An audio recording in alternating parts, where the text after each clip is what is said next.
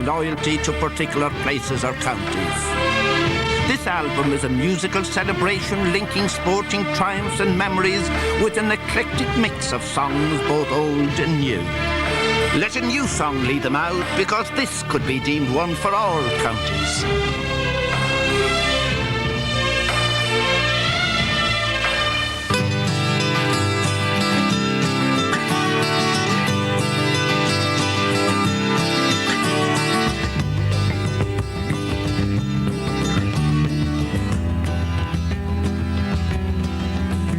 Well, they're roaming through the counties, from Kerry to Tyrone, 'cause Maguire and McCarthy are looking for a home. Mick O'Hare has told the stories of glory days gone by, when Ulster, Munster, Leinster, Connacht rang out the battle cry, as the Gaelic games of Ireland crossed the seas to foreign shores. Invade the gallows Ireland, go pulling in the ball to the hound of Ulster, whose demise was to befall. The mastery and the courage that made him number one is in the minds and hearts of the heroes who become warriors rising hard on the ball, striking like lightning as the mighty fall. Each one a hero making the stand. Warriors rising as heroes of the land, as heroes of the land, as heroes of the land.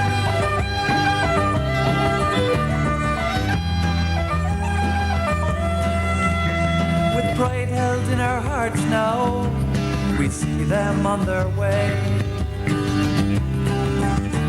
and our boys go down in history as legends of their day. And to all our sons and daughters that live in far and near, raise a glass to your home county, boys, as this becomes the year, as the Gaelic games of Ireland cross the seas to foreign shores. The ancient ones are calling to those who show no fear, to face the challenge on the field where rivals commandeer. The crowd, they roar like thunder, a warrior breaks free. Our hero strikes the ball past the post of victory. The warriors rising hard on the ball, and striking like lightning as the mighty fall. Each one a hero and making the stand. The warriors rising as heroes of the land. Good afternoon on a fine spring day here on foreign soil. Armagh, just after taking the field to compete against London here in Ruislip this afternoon, against a very partisan crowd.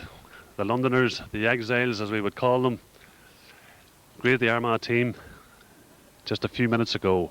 But in saying that, Armagh has come with their vast army of supporters, travelled from the width and breadth of the county by plane, coach and car, most of all, to assemble here this afternoon.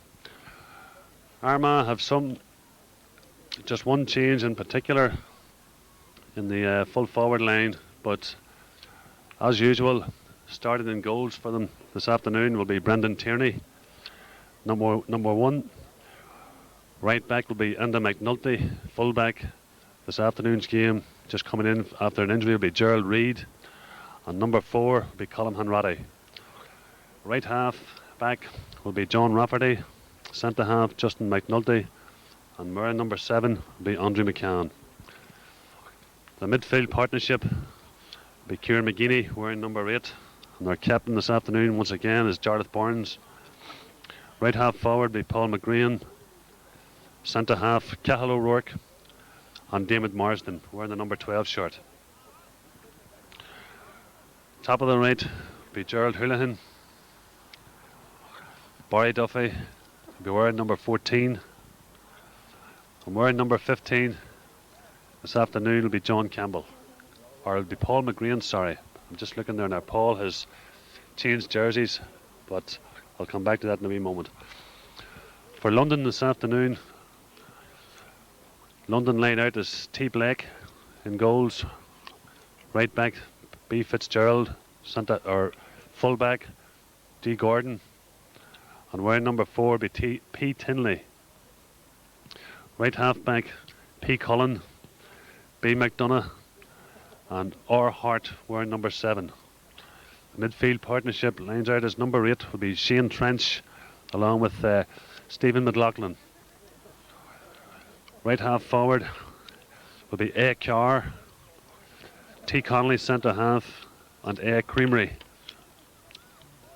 Top of the right, M. Galvin, T. Maguire, Tommy that is, be going out full forward, and F. Hussey be top of the left. So an exciting match. Armagh seem to have travelled well. They're just coming back there after getting warmed up in a rigorous training session. Brian McGlinton and co. Brian Canavan had them out early this morning to get the cobwebs washed out of their feet, but they seem to have travelled well. Looking forward to this game, just coming off a great win against Antrim in their last game, where they recorded 5-18 against Antrim's 2-6. In the meantime, London is just getting back after a heavy defeat inflicted on them by Meath in Navan. Meath recording 4-17 to 0-7 against them in their first match. But I dare say London has learnt a lot from that heavy defeat against Meath, so there'll be no cakewalk for Armagh this afternoon. They hope to maybe put the record straight, put a bit of respectability in the football of the Exiles. Tommy Maguire, the captain, just shaking hands with his counterpart there, Jarlath Burns, and trotting off to inject a bit of support into his team. Just looking around, Paul McGrain is wearing the number 15 shirt, and John Campbell, Clonagale man, is wearing the number 10. So McGrain and Campbell has switched positions. Do you know, are there any changes? Paul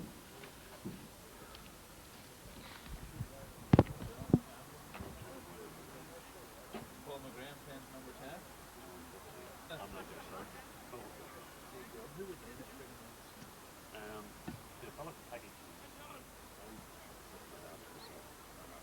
Speaking there briefly.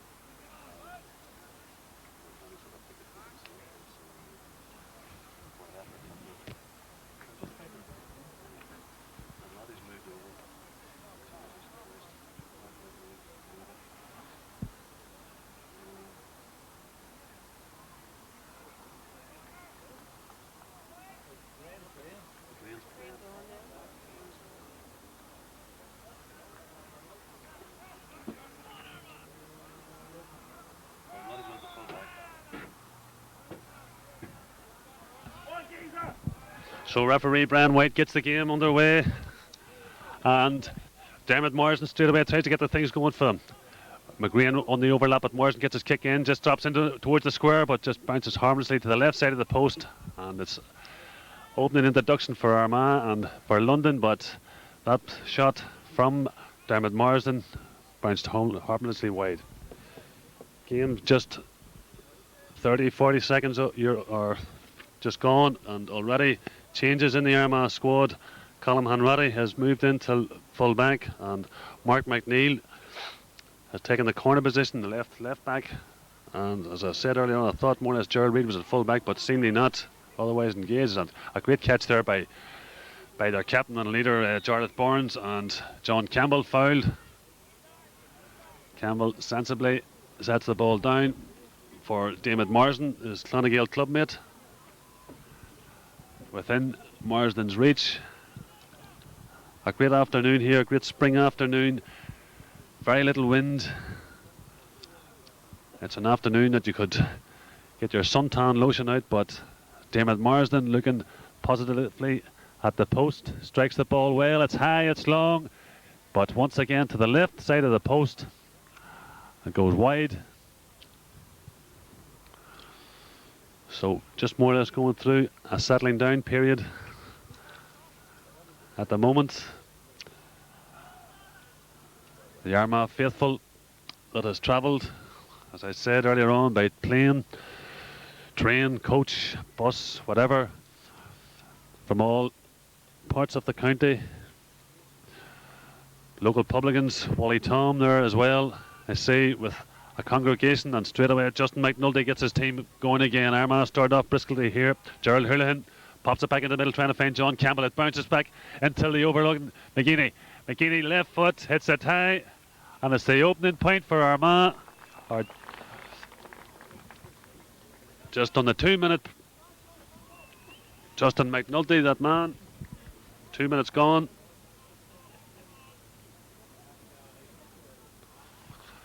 And McNulty and Armagh strike first blood.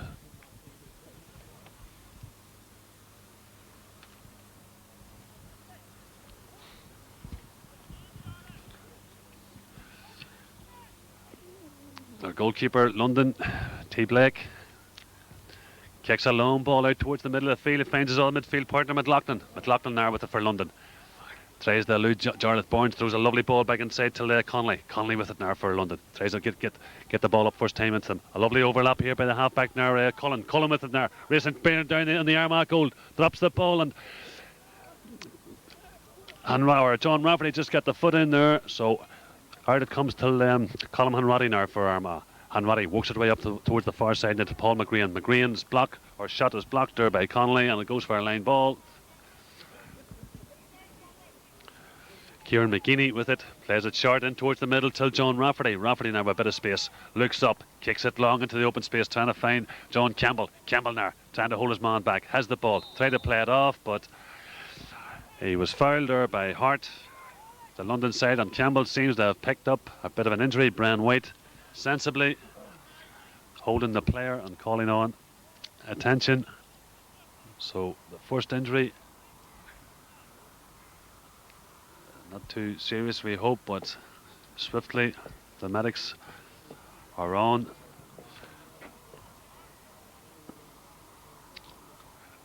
That Clash Campbell went for the ball along with Hart, but Campbell came out the worst.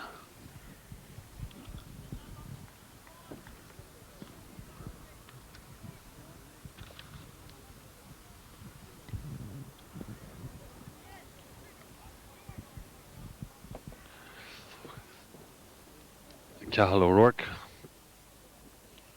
standing over with the ball in his hand.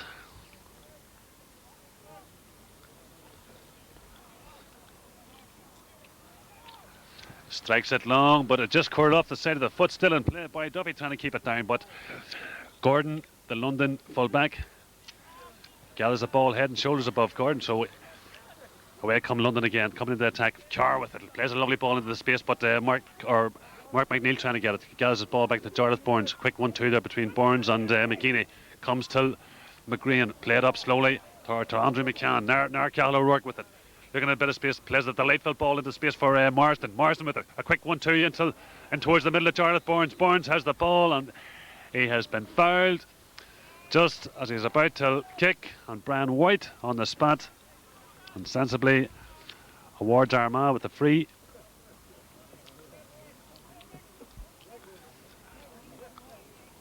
So David Marsden with this free has a chance to redeem himself. A simple enough looking, but he has to convert it. He strikes it well. It's the second point for Marsden and for Armagh. We've got 5 minutes gone, so 2 points for Armagh. London still to register.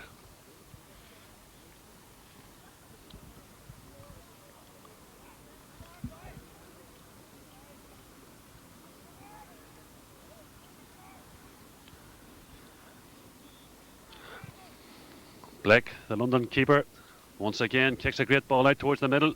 Up go the players.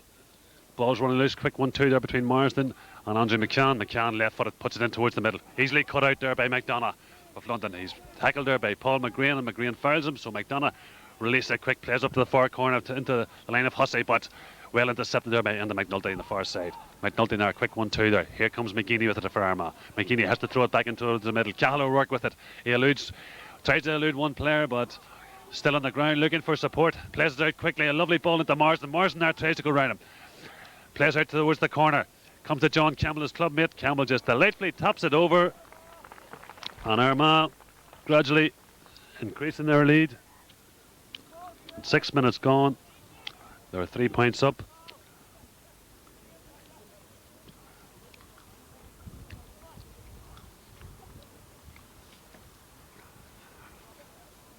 So London still to make an impression,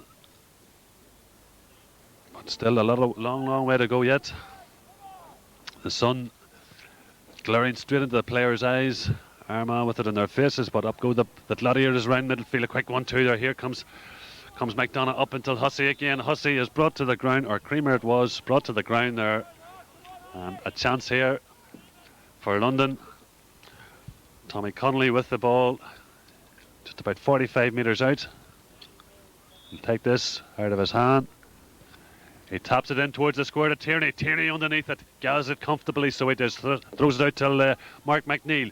McNeil now, in turn, up to Andrew McCann. McCann throws it back inside to Justin McNulty. Armagh working the ball well out of their defence. Jarlath Bournes with it now. Plays it on up into the path of Campbell. Campbell races out, gets away from his man, eludes him. Now there's a bit of space, but the referee has adjudged that he's been pushed, and the linesman was signalled, but Campbell showed his marker a clean pair of heels there. Now he plays a lovely ball until Paul McGrean. McGrean with it.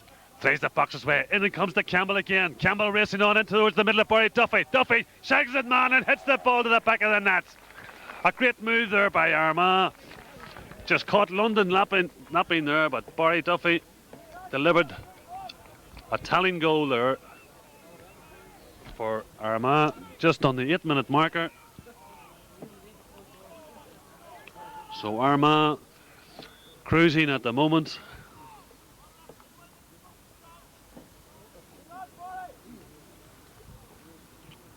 (1-3),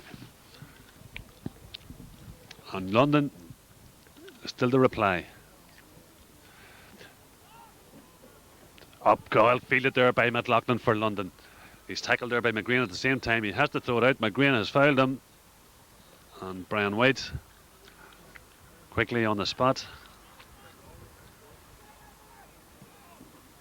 Up it comes, but Mark McNeil there. He just read that ball well, so he did. McNeil throws a quick one, but well intercepted there, so it is by Connolly for London.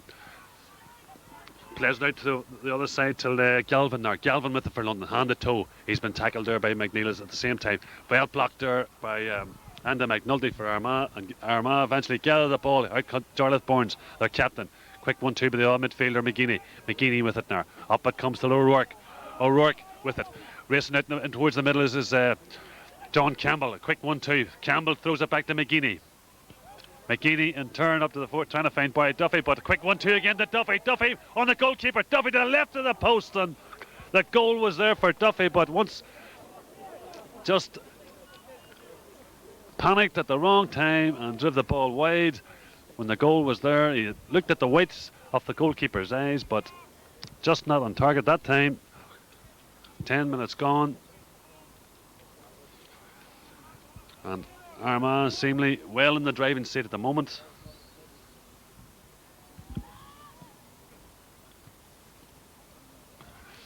Justin McNulty for Armagh. Here they come again. McNulty to McGeaney, his clubmate Mullabon. McGeaney still with it, throws it back into McGrean. McGrean a quick 1-2 to Duffy. Duffy this time sensibly fisted over the bar, where the goalkeeper just more or less made steps towards him, but he just fisted it over the bar. So that's another point for Barry Duffy.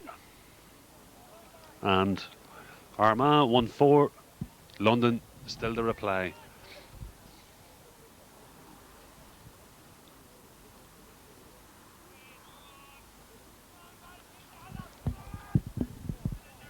Well, Duffy made his debut, or his introduction, against Antrim 2 weeks previous in Devitt Park. That day he got a point, but he's made a bright start this afternoon, surely. Well, pucked out of the air there by Carr for London. Quick 1-2 there till McDonough. McDonough now drives it up towards the corner, trying to find Hussey, and a little push in the back there by Enda McNulty. So London get the free. About 35 metres out to the left. A chance here for their captain, Tommy Maguire. Looking for a runner. The sun glaring into Brendan Tierney's eyes. Maguire hits it high in towards the square, but just to the left of the post. It dropped all of a sudden. I thought it was in the back of the net, but Brendan Tierney thought otherwise. He knew where the ball was going, so London still yet to register. The ground in great condition for, well, this time of the year, but most grounds will be. The weather we're having is like an Indian summer, and Paul McGrain, just a little gentle touch there on McLaughlin.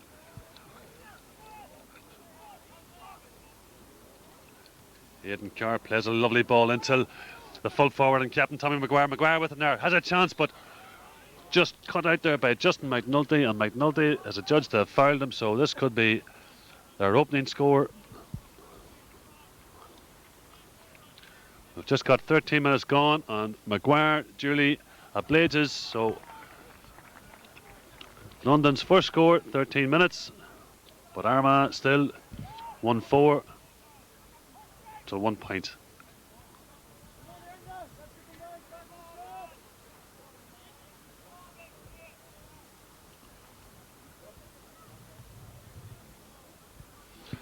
Brendan Tierney's virtually first kick, but just straight out to the middle of the field, to the midfielder, McLaughlin now with it, trying to elude Kieran McGeeney, throws it into the overlap till Connolly. Connolly now racing through. Connolly left-footed shot this time, but easily into the hands of Brendan Tierney. Tierney now throws it out till Rafferty. Rafferty in turn plays it up towards the far side till McGrain. McGrain there quickly inside till Colm Hanratty. Hanratty with it now, up till his captain Jarlath Bournes. Bournes on the far side, but he's been fouled there by Trench.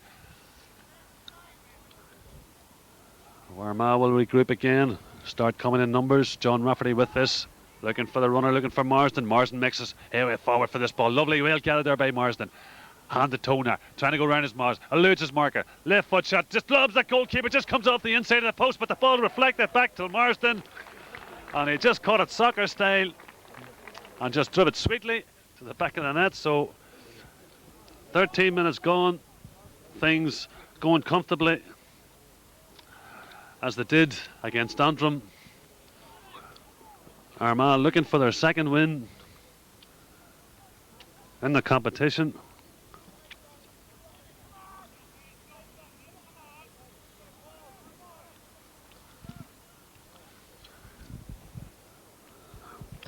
Blake, a great kick out towards the middle there, well beyond the middle of the field, and easily pucked out there this time. Till Trent throws it into the overlap, but there together was Andrew McCann, the turning no man, throws it back into his half-back, Justin McNulty. McNulty now, Armagh working out of the defence well. John Rafferty with it. Rafferty looks up, hits it high, trying to find Mars or Hurlihan, but not this time for Hurley, but McDonough with it. McDonough now up towards the corner, but once again McNulty there. Back till quick 1-2 there. Till John Rafferty. Rafferty left foot back in towards the middle of Cahill O'Rourke. O'Rourke with a wee bit of space, plays up towards the corner to John Campbell. John Campbell once again shows a clean pair of heels till Fitzgerald. Tries to go round close to the line, but Fitzgerald just gets his hand in there for that tackle. Campbell still gathers the ball, has to play it out, looking for a bit of support. Out it comes till his captain Jarlath Bournes. Bournes tops it in towards the square, but towards Big Duffy, but is easily cut this time. Gordon was the man to get to it. Gordon out till Carr. Here come London, getting the ball dangerously out of their defence. Carr still with it, looking for a round, tries to go round Andrew McCann. McCann with it, well cut there this time by Mark McNeil. McNeil until O'Rourke. O'Rourke till Justin McNulty. The half-back line is coming up. Justin McNulty with a chance as he did, but left-footed shot hits it high, but to the right of the post and goes wide. McNulty done the same thing as again Antrim, made the long trip up from the forward line. He scored a point that day, so he was trying to improve on his scoring abilities this afternoon, but this time it goes wide.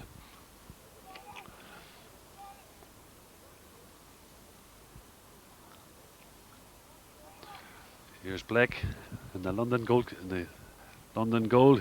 Once again a great ball out towards the middle. Up goes Bournes, and well pucked out this time by McLaughlin. Trench that was. Trench And McLaughlin, the London midfield, is showing McGuinness and Burns all about loads of, oh, lovely ball into the woods of the square. Cut, or Colm Hanratty just got his hand to that ball. Now comes McNeil up towards the side, trying to find Cahill O'Rourke, or Justin McNulty it is, but McNulty couldn't keep that ball in. Jarlath Burns it was. Oh, it's a line ball for London, and they try to play it quick, but Brian White says no, take it. So the Exiles badly behind at the moment, 2-4 to 1 point. Here we have Carr with this line ball, strikes it right foot high and towards the square, but easily cut out this time by Kieran McGuinness, but it goes over for a 45. The sun probably just put him off there, glaring straight into his eyes.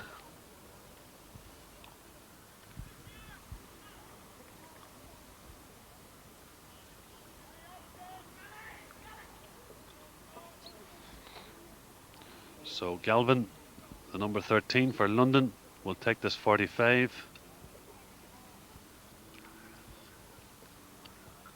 Not a wind about here this afternoon, but Galvin strikes it well, comes in towards the square. Well cut there by Burns, or by Colm Hanratty. Out it comes till Burns as captain. Jarlath Burns with it now, trying to get round Shane Trench, but Trench brings him to the ground. On Armagh when they're free, Burns throws it quickly to O'Rourke. O'Rourke gets the play on the way up, goes to Barry Duffy. Duffy gathers the ball, he eludes his man, throws it back inside to Marsden.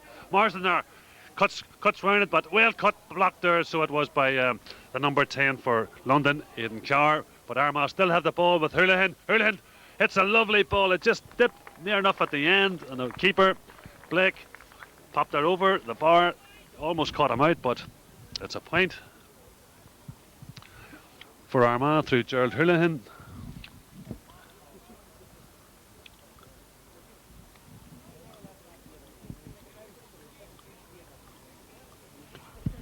So Houlihan opens his account for the afternoon.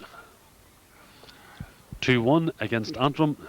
He recorded that day, but there could be a lot of more scores a begging here today. Well fielded there by McLaughlin, and he's brought to the ground by Paul McGrain.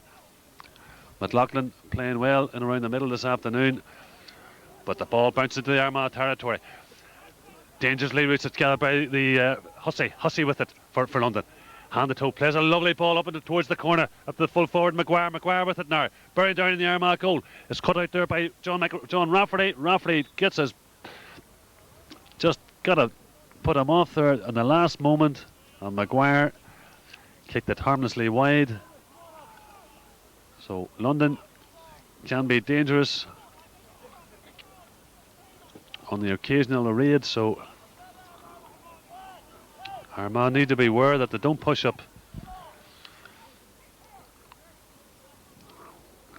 Tierney with it now, kicks it out towards the middle, but not as far as his counterpart Blake does. But in saying that, there back come London into the open space, 2 Armagh men. One of them's going to gather. The first one to it will be Hanratty, or Hanratty just lets it run sensibly wide.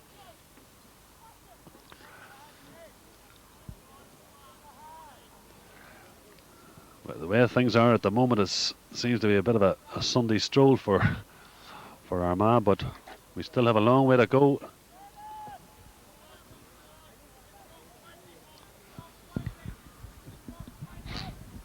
A better kick out this time by Tierney. Up go the middle, and Kieran McGuinness has just put his shoulder into McLaughlin, so referee Brian White sees that as a foul, and it's applauded by McLaughlin. Back come London, up till Maguire. Tommy Maguire, lovely ball once again. Maguire playing well and around the full forward line, comes till Hussey. Left foot, just tries to screw the ball round, but once again they're not on target. It was their failing again. Meath was the same story. Their shooting was badly off par, and they're starting to show it here now.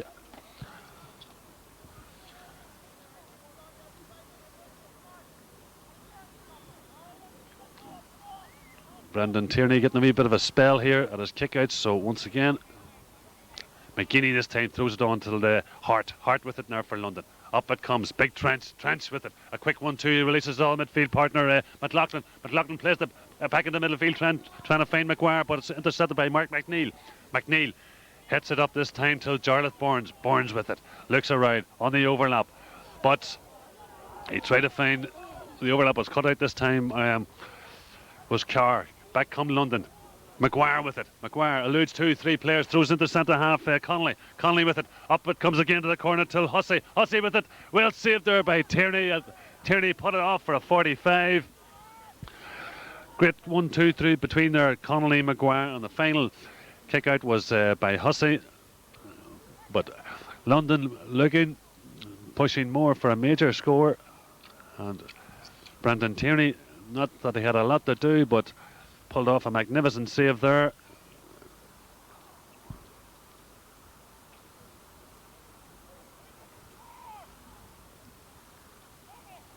Here comes McDonough with this 45. Strikes it well, but to the left side. Ball still in play. John Rafferty keeps it in. It's hobbling about. First to pick it up is McNeil. Mark McNeil now throws it out. Armagh working it out of their defence. Quick 1-2 there. Come to McNulty. McNulty on up it goes till Dermot Marsden. Marsden there. He'll be able to carry it along the sideline. He's been chased there by Cullen. And Cullen has adjudged, no, referee has adjudged that Marsden has overcarried. So London will win the free. Back it comes into the Armagh defence. John Rafferty comes to Andrew McCann. McCann, but a bad pass there by McCann. Till now Mark McNeil gathers it. McNeil looking for support. He's been tackled there by Hussey. But McNeil finds Andrew McCann, the young Turning man. A quick 1-2 there into Justin McNulty. McNulty well tackled there by Carr. McNulty trying to get it out. The London men standing over him. Now we have Andy McNulty with it. John Rafferty. Rafferty head down. Backs his way through. A quick 1-2 between him and McGeaney. Rafferty still with the ball. Racing past the midfield. He just eluded 2-3 men. Looking round. Plays a lovely ball at the Duffy. Barry Duffy with it. Quick 1-2 again to Duffy and Jarlath Burns. Burns with the left-footed shot. Delivers the ball. Or it's over the bar by Jarlath Burns. Armagh. Great run out there by John Rafferty. And the resultant was a lovely ball delivered by their captain, Jarlath Burns. Just as London were trying to apply a bit of pressure, Armagh respond in convincing style. So Blake, a great ball once again out towards the middle. Oh, well fielded there by that man McLaughlin. He's head and shoulders above everybody else. Now he plays a great ball until Galvin, and Galvin has been fouled by McNeil. So Tommy Connolly plays a nose up towards, or what do you call it? And McNulty. McNulty with the ball hobbling about. Comes to Rafferty again. Rafferty with it for Armagh.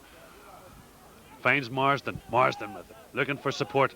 On the overlap again is John Rafferty. Rafferty, quick 1-2 till Kieran McGeaney. McGeaney trying to find Duffy, but Duffy didn't get his touch to that there. It goes to Gordon. Gordon there. London raked it out. Well hit there by Paul McGrain. McGrain now wins the ball, throws it back into Marsden. Marsden there with it. Eludes 1-2. 3 players on the far side. It comes till Hooley or Cahill O'Rourke. Rourke turns, hits it high, but not on target this time. To the left of the post, or to the right of the post, and it goes wide.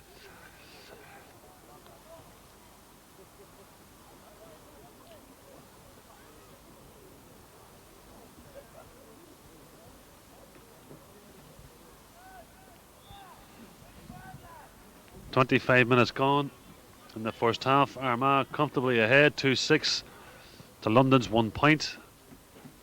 But how often can we change? Once again, the London midfield collecting everything around them, working hard for each other. Here comes Hart with it now, back into the open space, but racing across the cutout is Andy McNulty.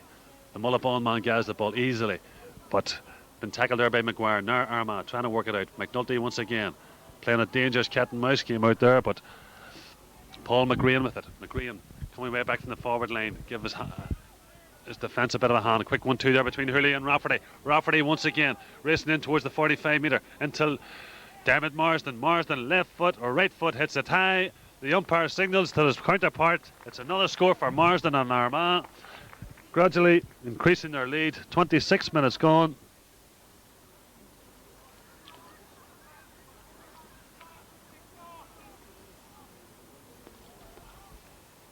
To 7 to 0-1.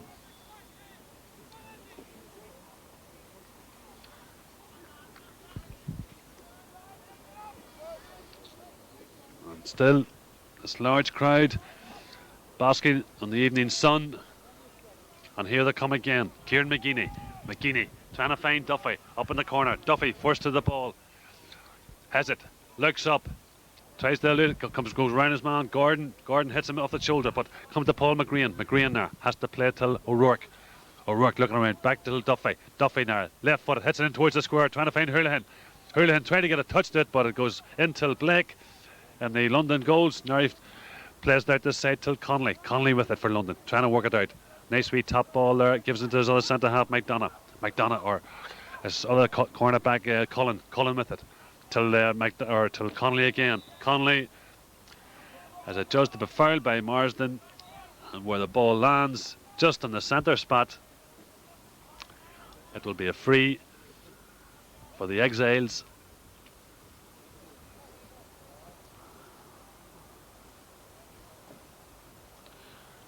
McDonough will take. Plays the ball up into the Armagh half, but easily gathered there by Justin McNulty. Now Armagh playing catch me if you can. McCann with it. Up till John Campbell. Campbell, quick 1-2. Soup as Cahill O'Rourke called him there, but O'Rourke now trying to find Duffy, but Duffy gets the foot in, ball running loose. Comes till McDonough for London. Playing it up this side. John Campbell gets the foot in there. Quick 1-2 again. O'Rourke and Campbell combine. Campbell on up. It goes to Hurlihan. Hurlihan in a bit of space. Looks around. Pops it back in towards the square. Finds Paul McGrean. McGrean there. Try to elude his man. And Cullen fouls McGrean. So McGrean turns sensibly. Just walks out. Pops the ball down. And David Marsden will come over, as he done earlier on. Just about the same position as he scored a point about 15 minutes ago. 28 minutes gone. Marsden has a long look at it, and Julie pops it over the bar, so another point for Marsden. Another major score, 2-8 to London's solitary point, scored by Maguire, their captain.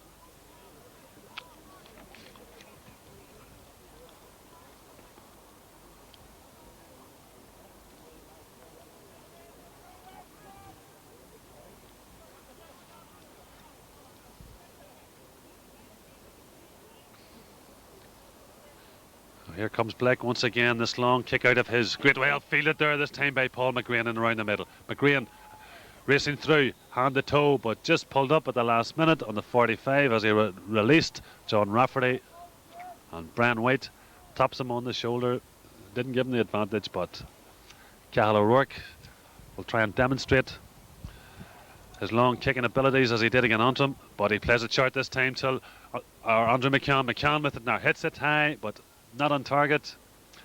Not only over the post, but over the railing and bouncing into the car park. So Andrew will be a bit disappointed with that. So just on the 30 minutes until injury time. Brian White having an easy afternoon today. London had promised a lot before this game, but Armagh comfortably stolen into at half time, 2-8 to 0-1.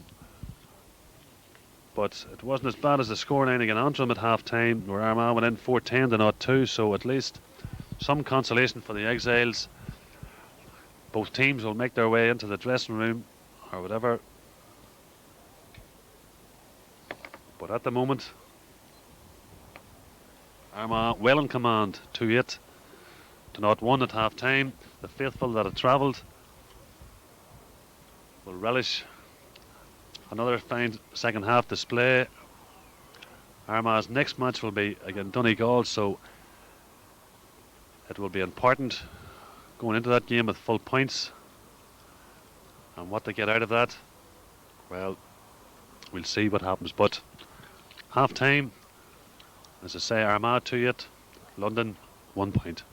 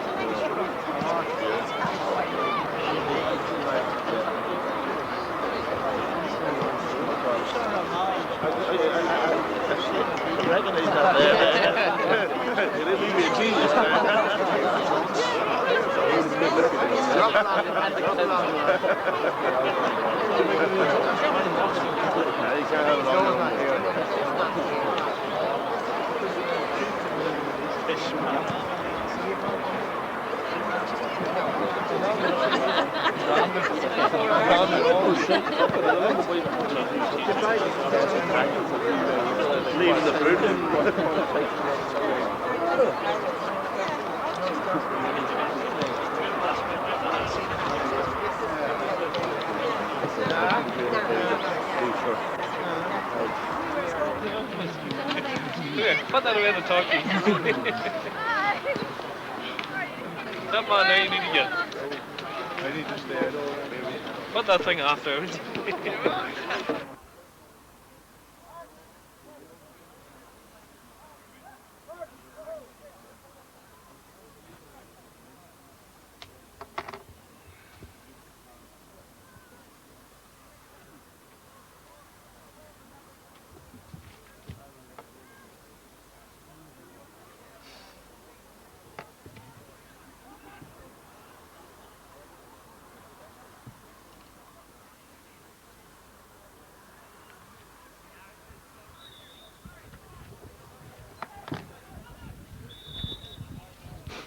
So the second half just gets underway, and already we have a substitute. Martin Tye has come on for John Campbell, and London get a free out. Also has come in is Martin McQuillan for Gerald Houlihan. So Armagh comfortably in the lead, 2-8 to 1 point, and they start throwing the ball about once again. Andrew McCann with it. Back it comes to the first touch for Martin McQuillan. On the overlap once again is John Rafferty. Rafferty trying to throw it back into Marsden. Marsden quick till centre half. Houlihan. But Houlihan just got a knock there.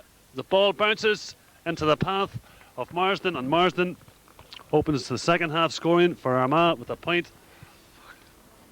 I said Houlihan has went off, but Houlihan still on the pitch. So the first minute, as they did in the first half, Marsden gets the ball over the bar. Blake, the London keeper, delivers a long ball once again out towards the middle. This time he seems to be kicking against a slight breeze, but Armagh win possession. Here comes Paul McGrean. McGrean hand to toe, drops the head, drops the foot up, and delivers a lovely point over the bar by McGrean. He knew what he was doing there.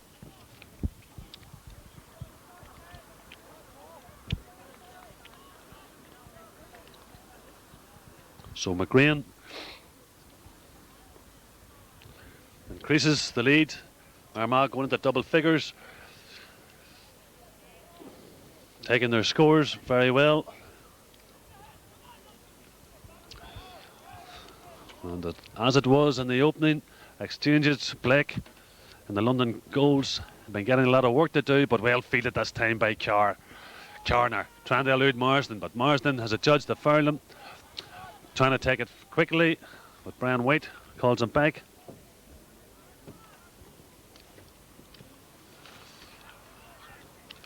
A bad kick out by McDonough to the sideline, trying to find Creamery up in the corner, but the ball bounces harmlessly over the end line. And first touch for Toy. Toy now throws it back to O'Rourke. O'Rourke, bang, it comes in towards the middle of the big boy Duffy. On the overside is Marsden. Marsden now with a bit of space and just delightfully taps the ball over. Armagh playing cat and mouse with the London boys at the minute, but it's a bit of training practice. They will have a lot of harder matches to come, in particular Donegal and Westmeath, but this is all good practice for them. A great kick out once again, trying to have a box down there by McGrain, but the London lads get a hurl of it.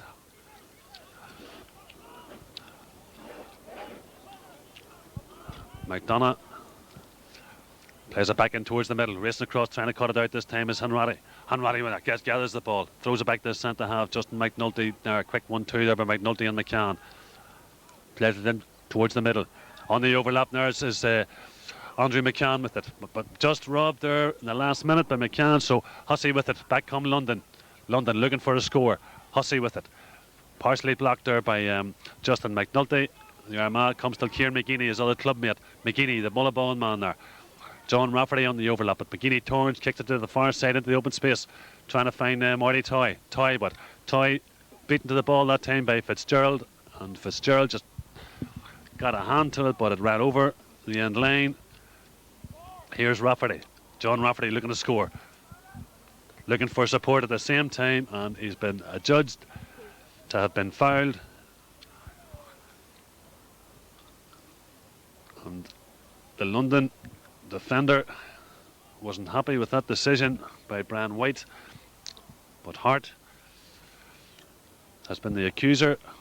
So Armagh and Dermot Marsden have this free. Once again, it looks simple enough, but it has to be converted. Marsden strikes it well, it's high, it's long, it's over the bar. So Armagh go further ahead. Dermot Marsden increasing his tally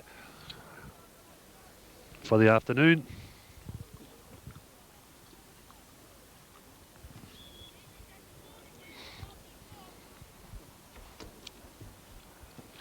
Here comes Blake. Another great ball by this player. Ball bouncing about. Paul McGrain forced to react. Cahill O'Rourke. Two men on the overside. Lovely ball by O'Rourke into the middle. Comes to Hurley. Hurley gets his hands to it. Two players on the outside until Kieran McGeaney. McGeaney until it gets the final touch to it, and it bounces into the net. McGeaney was the man that got his hand to it. Armagh moved swiftly from middle of the field from the kick out.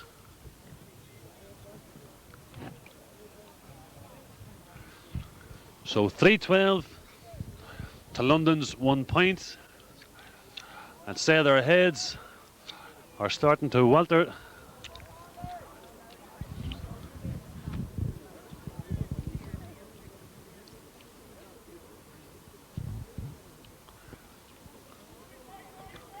Up go the players. We touched there by McGrain. Gathers the ball comfortably, but brought to the ground by McLaughlin, and referee has adjudged that Paul had been driving on, so he penalised him, and London win the free. And we have a sub coming in for London.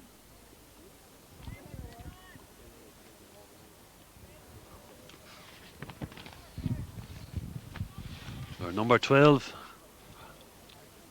Creamery, has gone off. And O'Shea has just come in. So Andrew McCann plays the ball into open space, racing across this side, trying to keep it in his Cahill O'Rourke, but he won't get to the ball. And London, Ronan Hart plays it short to first touch there by O'Shea. Hart still with it. Ronan there plays a lovely one in towards the square, but well read there by Mark McNeil. Gets his foot to the ball, but it falls into the London. Cahill O'Rourke hustling, so he does. Back it comes to Hart. Ronan Hart now plays back up into the space, trying to keep it there as the Tommy Maguire, but Maguire is caught out this time by Anradi. Back come Armagh, easily intercepted this time by Tinley. Tinley with it, so he has been tackled by Hurlihan. Hurlihan still looking at Paddy, has to play it back into his other corner back. Well blocked there by Hurlihan. Hurlihan there keeps the ball on the ground. Look, finds Marty Toy. Toy racing way out. Tries to elude, playing a bit of soccer now, Armagh, but not this time. Back comes the Ronan Hart. Hart with it. Into his midfielder, McLaughlin. McLaughlin back in towards the far side now. London coming up in numbers. This other half back, Paddy Cullen. Cullen up to the far side, but nobody there. A woeful kick into space, and the ball goes over. That's a line ball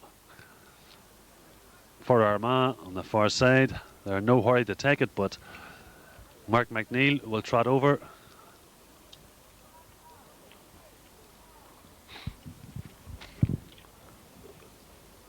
McNeil with this finds McCann, the Turner player. Slips and landing, but gathers his composure. Here they come again. Martin McQuillan. First introduction this half. Quick 1-2. On it goes for the overlap. Still looking for the ball. McQuillan still going on. Racing into space now. Toy with it. McQuillan to Toy. Toy breathing down on the London defence. It just taps the ball high. And Toy's first point in this game.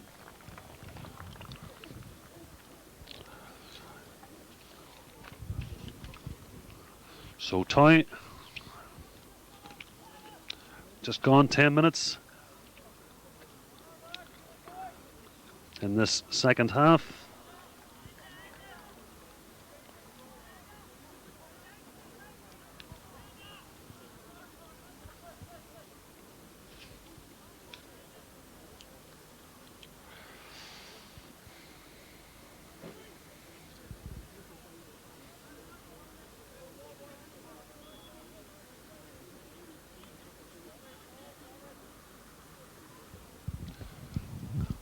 Great kick out once again by Black. We touched there by the midfielder Trench, but he gets away with it. Back comes London in numbers. Here they are by Carr. Carr with it, looking for a score. Plays up towards the corner of the open space to Hussey. Hussey with it, jazz the ball, goes round. McNeil still with it. Left foot shot, hits it high. But as they did in the first half, to the left of the post and not on target has been the old failing all through this game. Once they get in front of goals, they can't seem to convert them. But Armagh showing the way.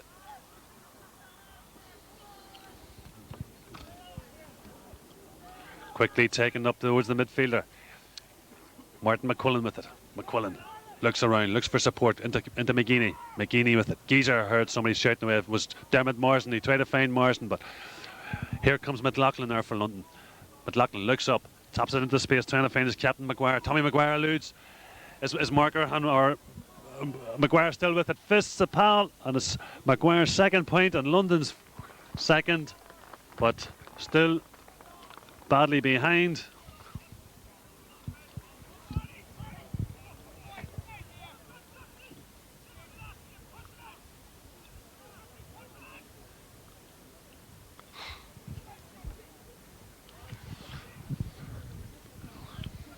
So Tierney has a long look, delivers it, trying to find McGeaney. McGeaney with it. Gaz looks for the support again here on the overlap. Here comes his Mark McNeil. McNeil up it comes to the corner to Marty Toy. Toy with it now. Gaz's composure. Tries to bounce the ball, but that didn't just come up that time. Has to look for Marsden. Marsden just looks up, turns, hits it high. The umpire's a bit reluctant, but he waves his flag, and a vivid response from the Armagh faithful.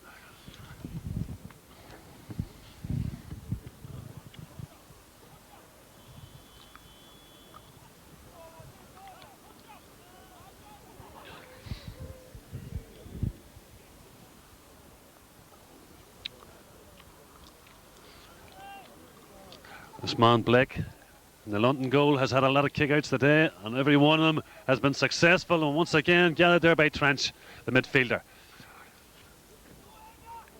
Here they come, still they haven't give up, and the McNulty, shadowing his man, Hussey. Hussey gets around McNulty, plays it on up and towards the corner till the O'Shea. O'Shea now gets round Rafferty, but Rafferty's still there like a tagger, plays it back into towards the middle. Down it comes by Colm Hanratty. Now comes Armagh working it out. Jarlath or Burns, Justin McNulty racing out towards the middle of the field. He's going past the middle of the field. He's been chased there by 2-3. Has to throw it back into Damon Marsden. Marsden now just taps the ball up to the far corner to Marty Toy. Toy with it now. Eludes his man. Still tackled there by his man Fitzgerald. Toy plays it back out to Houlihan, and Houlihan duly does the business. Just pops her over. Makes it look simple, which at the minute 3:15 to 0-2. It's simple enough.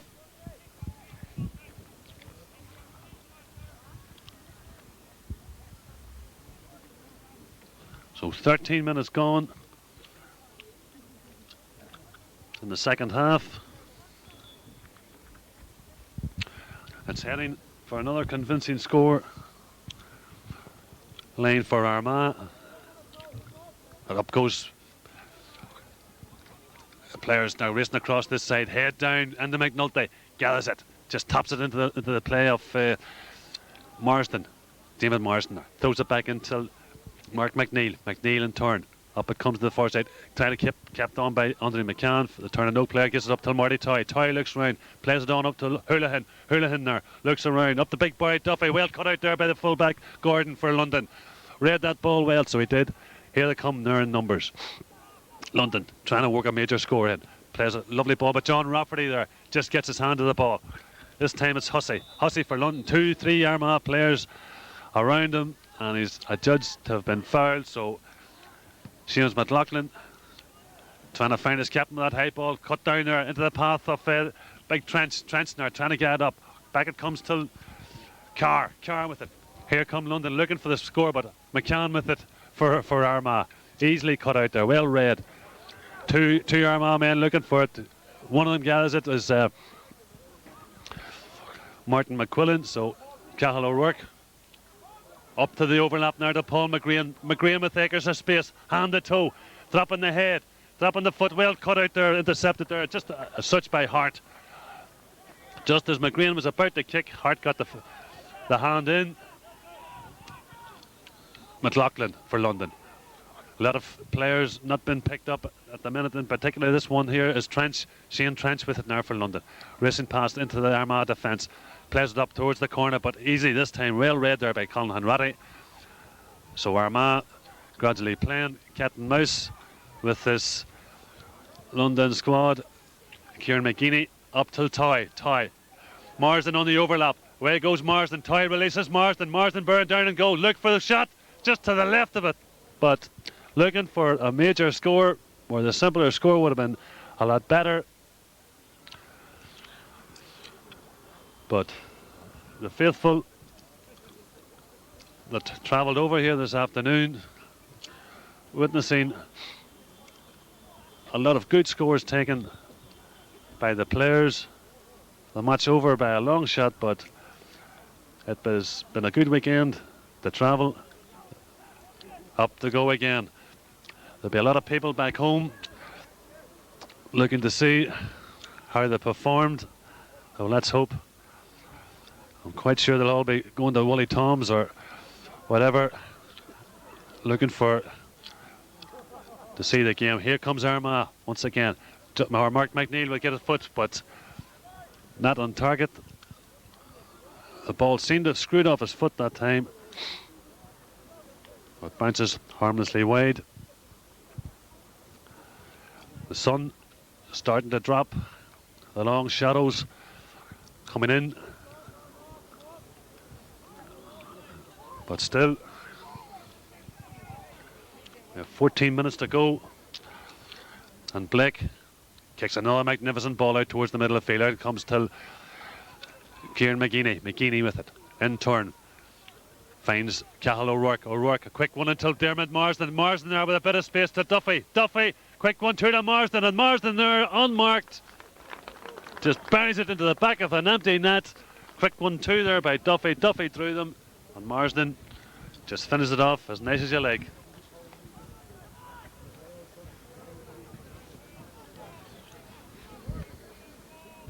So London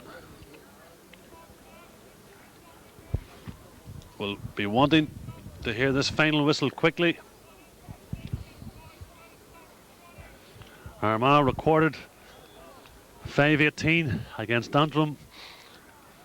They still have 13 minutes left till beat that, but these boys boxed on there by Paul McGrain, and the referee has seen an infringement on a London player and awarded him the free. So McDonough taken quickly but easily intercepted there by Kieran McGeaney. McGeaney looks up, tries to pop it up to find Big Duffy, but into the space, and the keeper, well, keeps it in play. Up it comes till the centre half. Ronan Hart with it in turn finds his midfielder Trench, big Shane Trench there, 6 foot plus, looks up, heads it up towards the sideline, and the McNulty underneath it, chased there by Hussey. McNulty and Hussey tangled together, but McNulty come out of it the better, but the linesman down the corner here has seen, and McNulty has overstepped and he's given it a line ball. So here comes Carr, Aidan Carr pumps it right back in towards the middle, comes down, falls into the path of Galvin, and Galvin gets it but still bounces about. Now it comes to Rafferty pumps a lovely ball out to McGeaney. On the overlap is Marsden again. Marsden now with plenty of speed, racing past the midfield, hand to toe, trying to cut it out there is Hart, Ronan Hart there, but Martin McQuillan there comes up into space. McQuillan, right foot, hits it high. A lovely point by McQuillan. The umpire looks at the other, but the white flag goes up, and McQuillan registers another point on his behalf.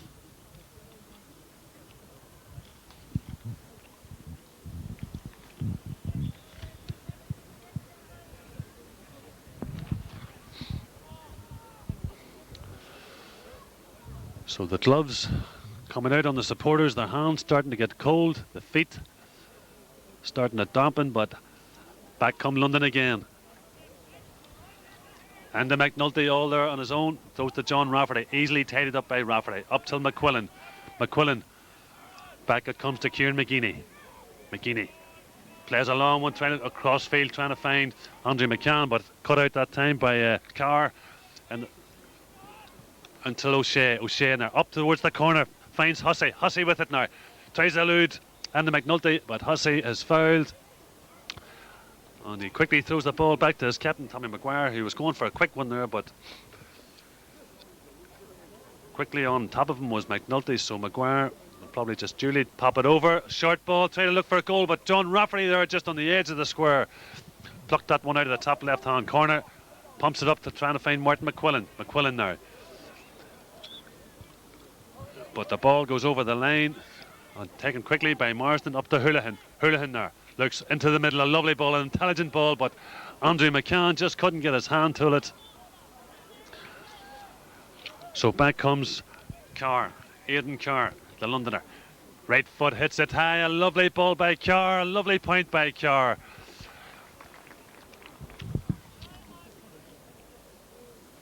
Just on 21 minutes gone in the second half.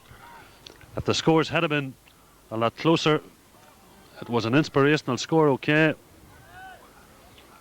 but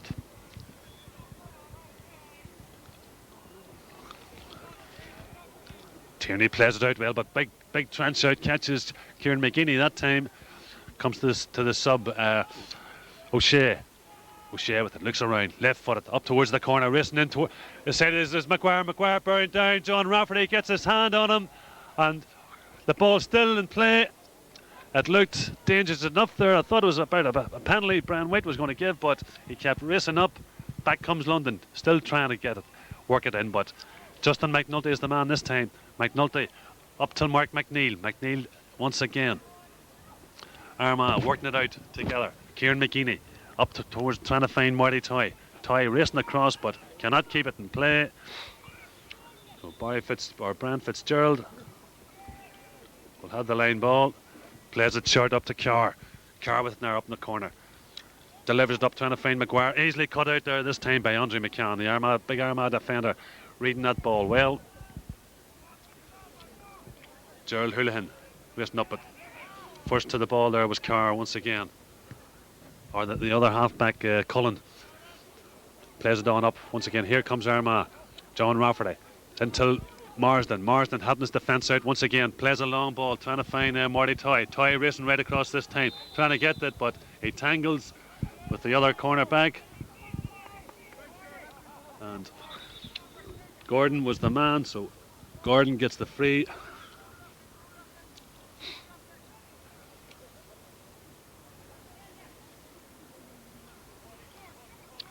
Paul Tinley plays it short. Good ball till McDonough. McDonough now looking for support. Hand to toe. He's been shackled there by Martin McQuillan. Plays it into the open space till O'Shea. Or till Hassan, that was. Hassan there plays it long up towards into the corner, and the McNulty there. First to read it well. McNulty to his old club mate McGeaney. McGeaney with it. Looks up. Plays it long. Plays it short to Barry Duffy. Big Duffy out of the full forward line. In around the middle now. Has created a lot of space for Toy. Marty Toy. Eludes this man. Read that tackle well, but comes up into towards the corner. Racing on up for it now is Paul McGrean. McGrean. Toy plays it a long one back in towards Cahill O'Rourke. O'Rourke gathers the ball. Eludes two men. Just lets the ball fly on the left foot. And just delivers a ball over the bar. So another point for O'Rourke.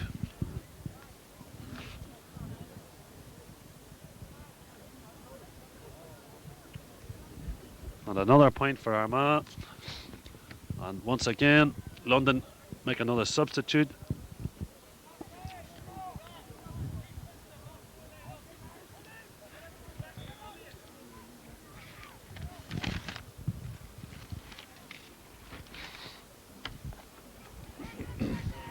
Up goes McGrean, blocks it down. Comes to McCann. Andre plays a lovely ball up until Cahill O'Rourke. O'Rourke with it. Partially blocked, looking for a bit of support, but no one there. Three men, London men. The sub just gets a hurl of it. That was S. Keane. Keane there, up towards the corner till Galvin. Or to Carr. Carr with it now. Racing down into Armagh 35. Carr still with it. He's been tackled by McCann. But Carr gets his shot in and easily cut out there by Andy McNulty. The Armagh defender plays it up into the open space till Kieran McGeaney. One Mullabone man to the other. McGeaney with it. Plays it in towards Justin McNulty, the other Mullabone man. Mullabone playing here easy enough together till Cahill O'Rourke. O'Rourke, but intercepted once again by the sub. Kane loses out till Big Hurley. Hurley a quick releases until Justin McNulty. McNulty up it comes once again till Toy. Toy looks out. There's by Duffy. Duffy, but it's well blocked that ball there by Fitzgerald, the London defender. He plays McDonough on there. McDonough, quick, the fullback, Barry Gordon. Gordon with it, hand to toe. Duffy just standing in the middle of them. Up it comes now until Trench, and Paul McGrean has a judge to the foul. Fitzgerald and Brian White calls him over, and Armagh will make a sub. Young Peter Lahern, who came on against Antrim, will have another 5 minutes. And Gerald Houlihan will come off. So Armagh, as London, have used all their subs, but the match over by a long shot. Here comes Trench, the Londoner. Hand to toe, looking for support. Tries to elude the tackles of Kieran McGeaney. Trench with it, still with it, throws it out to the far side till Keane with it. Plays it right across the Armagh goal, but it can't be captained. It's played by O'Shea, and it bounces harmlessly out of play. Brandon Tierney sees Andy McNulty unmarked, tries to get him away quick. McNulty first to the ball, eludes the tackle. Now he has a bit of space. Up it comes to Martin McQuillan. McQuillan looks around to the shouting Marty Toy. Toy gathers that ball well. Young Lahern behind him. Lahern has the ball now. Peter hits it, right foot, hits it high in towards the square, goes big Duffy and just boxed right across the square. A great ball in there by young Lahern. But Duffy, direction, not on target.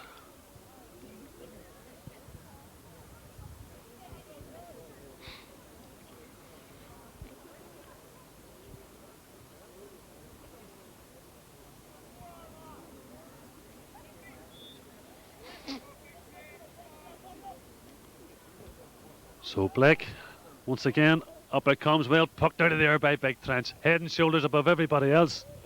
And Kieran McGeeney has picked up a bit of an injury, but here come London. Tommy Maguire trying to release his own midfielder McLaughlin. Ball bounces. Players looking for possession. It comes to the London man, Aidan Carr, and Carr is fouled, taken quickly. Up it goes into the corner. Maguire on the inside, comes to Maguire. Maguire has to play it right outside towards the other sub. O'Shea, well saved there by Tierney in the Armagh goal.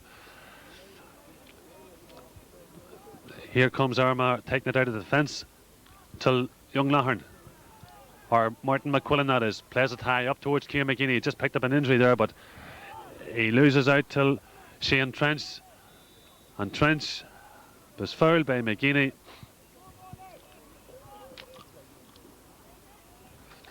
The players just going through the motions in this last 9 minutes. Damon Marsden till young Peter Lahern. Lahern quickly off the mark there, but not that time. Comes to Ronan Hart with it. The Londoner plays it up till the other midfielder, Seamus McLaughlin. McLaughlin in turn back until Cullen. Cullen with it now. Right footed shot, hits it high, but not enough curl on it. And the umpire had virtually signalled before it went over, or before it went out. So Armagh take it quickly. Andre McCann on the far side. Here comes Martin McQuillan. Armagh just playing about. McQuillan still with it up till Cahill O'Rourke. O'Rourke up in the corner. Quick 1-2. Trying to overlap there was Dermot Marsden, but McDonough cuts the ball out and he fouls Cahill O'Rourke. So O'Rourke puts a hand up looking for Big Duffy. Hits it high in towards the square. Underneath it is Duffy trying to keep it in for young Lahern, but the ball beats both the players.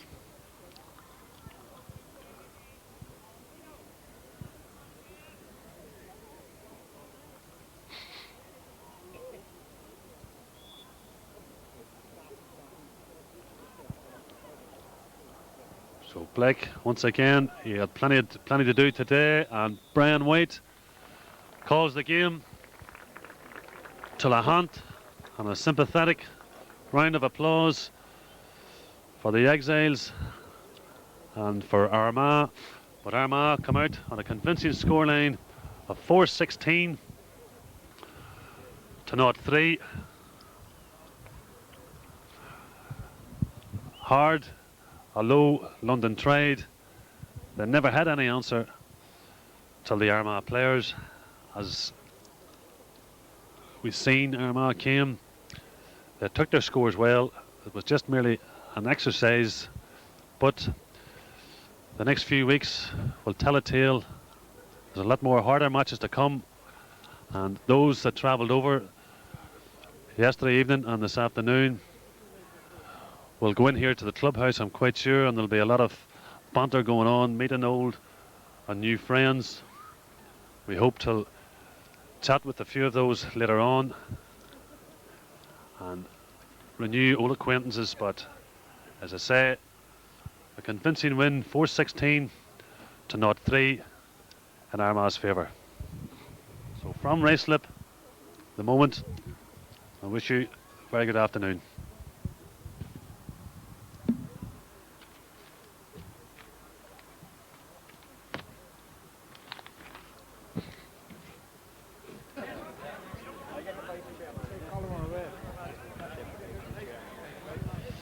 Tommy Hurl with me here, Secretary of the London County Board, and our own County Chairman John Moley.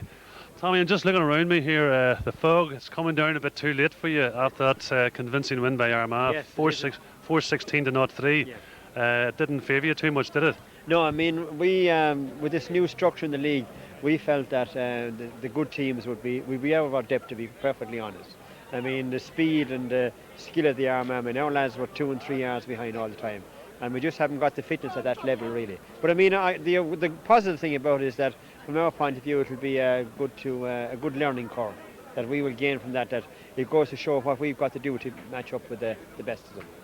You have a lot of players more or less coming over from Ireland, and then there again, at the moment there's a lot of work in Ireland, a lot of them all sort of going back home. Is that a big disadvantage to you? Well, over the last 5 or 6 years, with the improvement of the economy in Ireland, the trend is players are going back rather than coming. Like we lost the likes of Matty McLean and John Duffy, players like that, and we haven't replaced them basically. We've got no stars like in that mould anymore. They're hard to keep type of thing, aren't they? Well, very difficult. I mean, I suppose the economy is booming in Ireland, and when things are bad in Ireland, we do well here club-wise. I mean, the players flock over them. Well, go on to our county chairman here. So, well, John, another convincing win. Armagh beating Antrim well there 2 weeks ago. A convincing win here this afternoon on full points. Satisfied? Very, very satisfied. It's nice to be able to take our scores. That last year, when we think of our display against Tyrone, where we seem to be able to do everything bar score, I think we've learned from that, and certainly the last two games, both here today and against Antrim, they showed that our forwards can take scores. Very, very pleased, and it's nice to be here, and I feel that it's nice to be amongst the Gaels, our emigrant Gaels here in London, because it's nice to feel at home away from it, and to think that it's a special day for me, because London had a clubman that I played along with, Stephen McLaughlin, playing there today, and it's nice that there is a place here in a foreign country that they can develop and continue to develop the skills of take with them their own games and keep that up. And it's certainly the winning is we're delighted with the win, and we're looking forward to the remaining of the National League. I was just looking around me there. I was speaking to a few of my old friends too that I used to play with over here with St Brendan's, and as you say, you know, there's a lot of people here, a lot of more or less going back old years type of thing, and new acquaintances made. You know, John, it's really great to see. Yes, that's right. I mean, that's one of the great things about the game overseas, that it is a bond, and when people come over from Ireland, they have something to cling on to, and I think that's the one great aspect of the GAA. I think a lot of the supporters that travelled over by planes, watching this fog coming down, might be saying, well, we get another night over here anyway. Is that on the cards, John? Well, hopefully the money will run out, it'll not run out, but certainly it's not looking very good now at the moment, but we'll be hopeful. We'll always live in hope. A lot of the boys have been here from Friday, some of them early Friday, and mind you, they would love to stay on for another few days, and if there's any excuse that can be got, but the money might be the problem. There's plenty of money in the London County Board here. We've got the secretary here.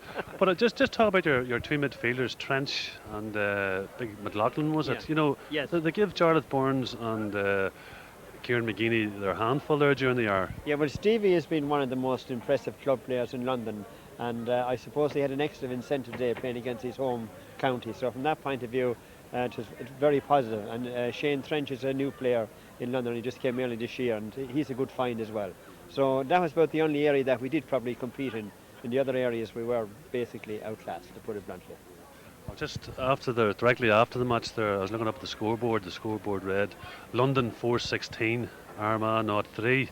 And there was a person sort of said to me, he says, is that the right score? He said he had just got in late. You see, this fella Jerry Perry, I used to more or less play with over here, so I did. But he was saying he was at the right score. I think someone had maybe switched it around.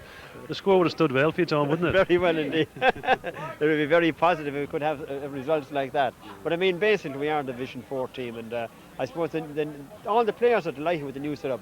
We as office are not, because we felt that in Division 4 we were just about holding our own, whereas now we're in a higher league altogether. But the players are positive about it. They think it's a good learning curve. So I mean, at the end of the day, it's all about the players really. Your next match to Kinderry in Celtic Yeah. Park, you know, Yeah. it's not going to be easy. Another a tough one, shall I say? That we're not expecting any change out of that either. I mean, obviously we'll be looking to probably Westmeath or Longford to be gaining some consolation. So that's our aim. John, Armagh's next match, Donegal at home. Donegal, yes, it'll be certainly a very tough game. That'll be our toughest game, I would imagine. All of them from here on are going to be, I feel, very tough games. But I'd be very hopeful. These two games now, they've got into a good pattern of play and developed that and seem to be able to pick off scores. Maybe that'll give them the confidence that they needed, and hopefully I'd be a bit worried. A few areas in defence I'd still have my worries about, but I would be hopeful that we can be able to turn the taps on Donegal. We realise they're a strong side, but it's a good marker for us, and I look forward to it on the 16th.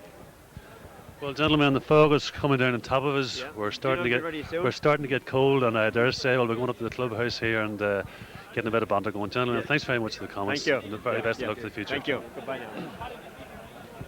It's this afternoon in the heart of London. Boys, it's a long, long way from Pierce Oaks.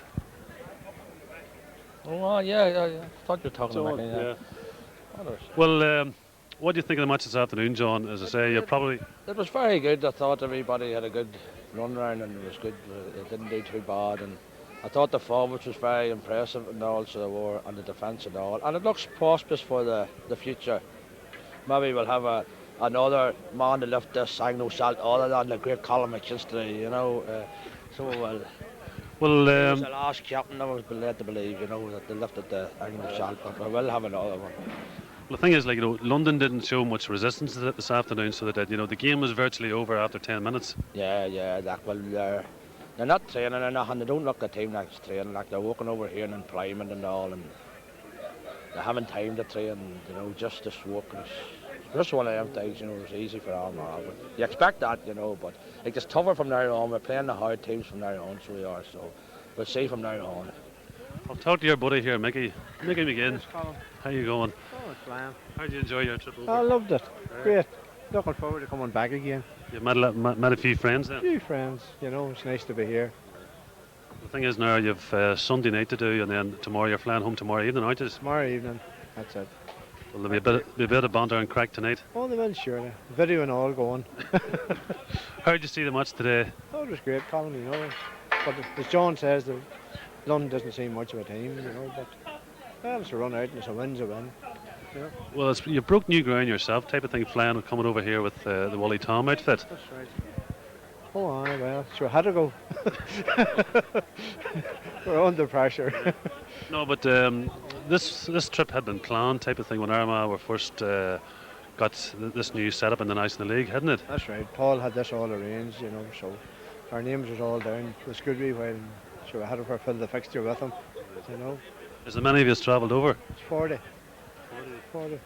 Not too bad. So there's 40 wives left over in Ireland somewhere. We'll not bring them in, that. Paddy McGahan, Paul McGrain, Kieran McGeady, two of the Armagh stars this afternoon. Kieran, was that just a Sunday afternoon stroll? I wouldn't say it was a Sunday afternoon stroll. You could tell by the first half we were under pressure for a while, but we had to do a business when we came over here. We done it, and that's about it. 2 good points, more or less, Paul.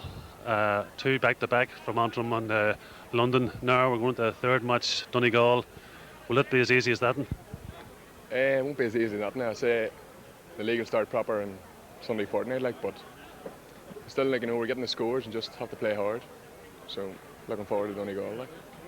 4-16, Paul, or Peter, and 5-18. No, it's the first scoring record in 2 games, isn't it? Oh, they're 1-2 down on the last match.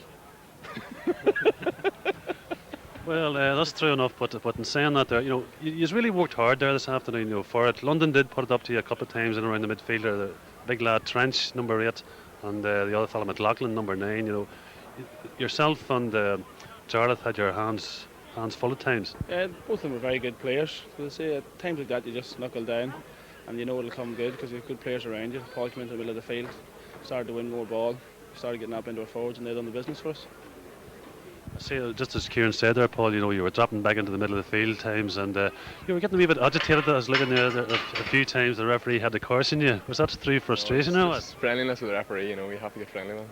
No, we want to win, like, and that's it. You know, we come over here to get a good score. Not only get the points, like, but to get a good score average up, and that's why I worked hard for the 60 minutes. Like, it just wasn't about getting a 2-point win, you know. So that's why you got to work for the 60 minutes of it, like. Well, have you met any new friends over here? Plenty of options, more or less, maybe for next year. Where was that? Strange enough, now, as we were getting off the plane, getting off the tube, onto the tube last night, I met some of the boys coming out. I was Paul and the boys decided to go downtown for a few drinks, but like I was sitting in my room. Like, Well, when do you play back? it's supposed to be tomorrow, but hopefully with a bit of fog, we might leave it till tomorrow. So there'll be a bit of celebration and partying tonight. Maybe a few celebrations today, but training Tuesday night. Is the training very hard this year, now? Is it any different from it was last year? I think in the last 2 years we felt we've been near enough coming to the National League. Like Cork pipped us 2 years ago, and then last year we set ourselves up for sort of Christmas. Bar the Louth match was the first match with a bad defeat, like, and we weren't too far away, but we know the importance of the National League, like, and what it's going to do, hopefully for Armagh, like, to build for the championship, like. Well, Peter, you're standing there a minnow among giants type of thing, but in saying that, the next match against Donegal, how do you see Armagh faring again it? I think Armagh should do well again. Donegal, I think, should do well in the league this year. Hopefully go on ahead and take it. The nucleus of the team that you've been around quite a few years now, you know each other's style of play type of thing. You know, everyone will be looking there towards a good display in the National League and hopefully for the championship next year. Yeah, well, the team's starting to get together now, but as Paul said earlier on, the National League starts for us basically Tuesday night. We have Donegal at home and Westmeath away, 2 tough games, and we want 4 points out of those 2 games. We just have to knuckle down and get them. We don't want to look any further than Christmas. And that's basically what we're going to do. The team's gelling well together, but there's not much point in gelling well together unless we're getting 2 points every other fortnight. Well, as I said earlier on, the fog's coming down on us, lads. I don't want you to get cold on Brian Michael and blame me, but enjoy your good weekend. Thanks, please. Another star of yesteryear. Jack, you have the right idea, a cup of tea on an evening like that in central London. What are you doing over here? Over to the match, over for the match, Right, yeah, right. over for the match. You wouldn't have missed it for the world then? I wouldn't have missed it, didn't matter about the match. Well, you're like everyone else, even Brenton Smith here, more or less beside me. You know, there's that many faces has come. You think you're just more or less back in Armagh. Brendan, how you doing, boy? Right, Conor. I suppose we'll be interviewing you next after about October time when Tullyshorn wins the league and the championship. You're getting a core dig in there, so you are very good, very good. But it was a great display this afternoon by the boys. You know, it's a pity London have to be on the end of a severe hiding like that. That's right, it doesn't do them any good either. London trains there during the week. I was talking to Ronan Hart. London trains during the week with the lights of motor cars.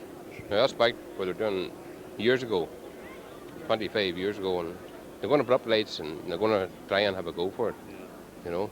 Well, they're under sort of severe pressure now, as I said. Back-to-back hidings. They're in Meath, the first match, and they're Armagh, and then they're going to Derry, the third match, whereas Armagh take on Donegal. Now, Donegal will be a hell of a different match, more or less, from the 2 previous ones. Oh, definitely. Armagh will meet better teams from now on, you know. But it's a pity that, you know, at London, you know, I know they're under pressure here to keep a team going, and it's fair play to them to have a team and have as good a team. There's some good players. The best midfield, I would say, maybe in that division. You know, White Order. Which one was that now? Number 8. That was a big man, Shane Trench, was it? But even the other midfielder too, McLaughlin, you know, they did put it up till McGeaney and Jarlath Burns. No doubt they did. And there's number 10 there for London as well. Had a very good game. Yeah, he would be Donegal, would he? Name would be any. You know. Well, coming into Christmas now, as I say, everybody's all hoping type of thing. 4 points, Donegal out of the way, and Westmeath. But next year is the big question mark. This team has sort of been together this past couple of years, and support ways, and everybody more or less within the county is looking something really big from this team. That's right. But they have had no opposition so far yet.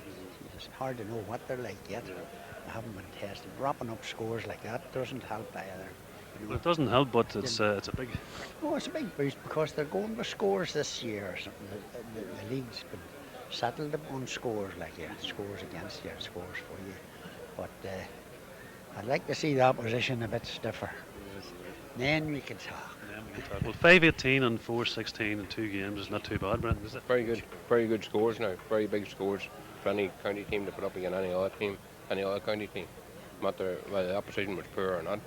But very good scores. And the only thing I'd hope now that Armagh could do well, and if they're travelling away, there's certainly plenty to travel with them. As you can see here today, there's hundreds of people travel over. Now I don't know whether they're going to You know, the match was the whole attraction, maybe friends in London and things like that. There's a lot of people from Armagh and a lot of local clubs represented here today. It was great to see more or less, you know, those faces, but in saying that there, you know, they were well welcomed here by the club and by the exiles type of thing. It's living over here. Lovely setup here too, a lovely club. You should be proud of that anyway. The football will come. The football will come. I'll put you on the spot here, Jack. The under-21 championship, Harps v Killeavy. It's next Sunday, isn't it? It is. We are hoping for big things from the Harps. A good side, they're training hard and they're fit, well capable of winning it. I'm not going to ask Brenton for a prediction here, so from Tullycern, so I'll leave that alone.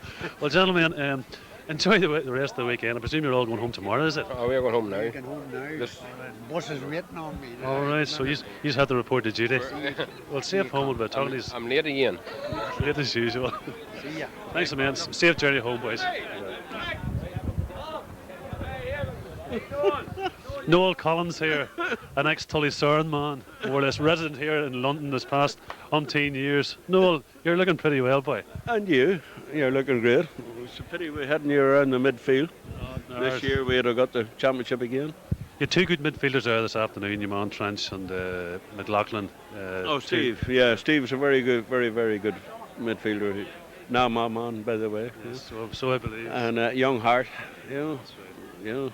Well, I'm just looking around here, you know, the clubhouse, I remember when I was over here before, the clubhouse was a bit of a huckster shop on the corner, but you've made big changes here. Big changes, but unfortunately we lost a bit of atmosphere by that. The old clubhouse had a magnificent atmosphere, you know, and we also had great players then, like, you know, as well, but we're still hanging in there, boy. We're still searching.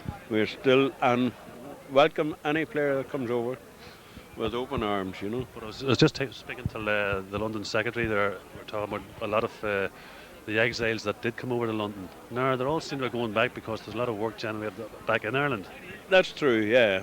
But what is here, like, you know, is given an excellent display of, you know, of support to our national game here, like, you know, and we're delighted to have any newcomers that want to come over, you know, and we'll do our best to look after them. Well, there'll be a lot of boys more or less watching this video, so they'll know where to go to. They'll know who to ask for. None better than St Brendan's. Well, I'll agree with that there. So. Of course. Yeah, you had a wonderful season or so with us, you know. We had great service from yourself and Barry McCabe and numerous Armagh chaps, like, you know. Not to say, like, you know, the rest of Ireland, we welcome them from all corners, and they're very welcome to St Brendan's. See, you're missing one there. Andy Cullen. Andy's went back home, so he has. I was just talking to Andy yesterday, you know, and he's just gone through negotiation now to start building a new house back there. He invited me back for Christmas, like, you know, and I was surprised that I didn't see him at the All Ireland, like, you know, but I suppose his commitments now are back there, like, you know. But he was a very nice chap and a good servant to St Brendan's, you know. Well, as I say now, magnificent surroundings. We're going to go up here and sample them there, so we have a bit of crack and banter because... You're very welcome. I will get both the cameraman and yourself a pint of good Guinness. Well, I hope it's a good Guinness anyway when I go in here. So, Noel, it's great to talk to you. So, but I'll have a bit of crack with you later on when I get up here. Anyway. Yeah, good to see you. Thanks very much. Many thanks. Joe, I was talking about John O'Kane there a minute ago, and he was telling me that you were doing a Pavarotti job last night, that you might have lost your voice. Have you lost your voice? Are you able to speak to us? Well, I was speaking to the wife at 5:30 this morning. She says, were you drinking last night? And I said, no. And she dropped the phone. But then I rang again 6:30 and she was all right. Well, John was saying you were singing like a lark last night. You always heard the song, didn't you? The lark in the clear air. Right, so you're not disagreeing with that, are you? No, definitely not. No, definitely not. Well, just to go on to another subject this afternoon, why we're all here at Armagh in London. Did you see it as an outstanding match for Armagh, or more as a Sunday afternoon stroll? I would personally think that it's a game for London, who are trying to do their best, but Armagh was just too good for them. But it's no disrespect to them. I would like to see London coming up. Noel Collins is chairman of the club, who's down here beside me, and London have done their best, but it just wasn't good enough. But no matter they'll have to go forward after that. They'll meet Derry in another fortnight, and Armagh has to beat Donegal, and that will be a match. That'll be two Ulster teams to get. Well, I'll just bring Gerald in here. So, well, Gerald, you're like ourselves. You're a long way from home. Was it worthwhile coming over? I just enjoyed a great weekend. I've met people through Armagh Gales. A lot of people that I haven't met this long time. A lot of people that I've played football a long time against. I really enjoyed it. I enjoyed it that much that I phoned the wife there just to tell her it was a draw and that the replay would be next week and I wouldn't be home. So She loved you. No, I'm not telling her any lies. It was a tight game up to the last 2 minutes and they got the equalising point in extra time. So we'll not be home. And Mrs., if you're watching this on TV, I definitely won't be home to next Sunday. But I think more or less the way this fog's coming in, we won't be home anyway because traffic problems more or less up in the air could delay us all getting out. Well, Colin, let's put this way.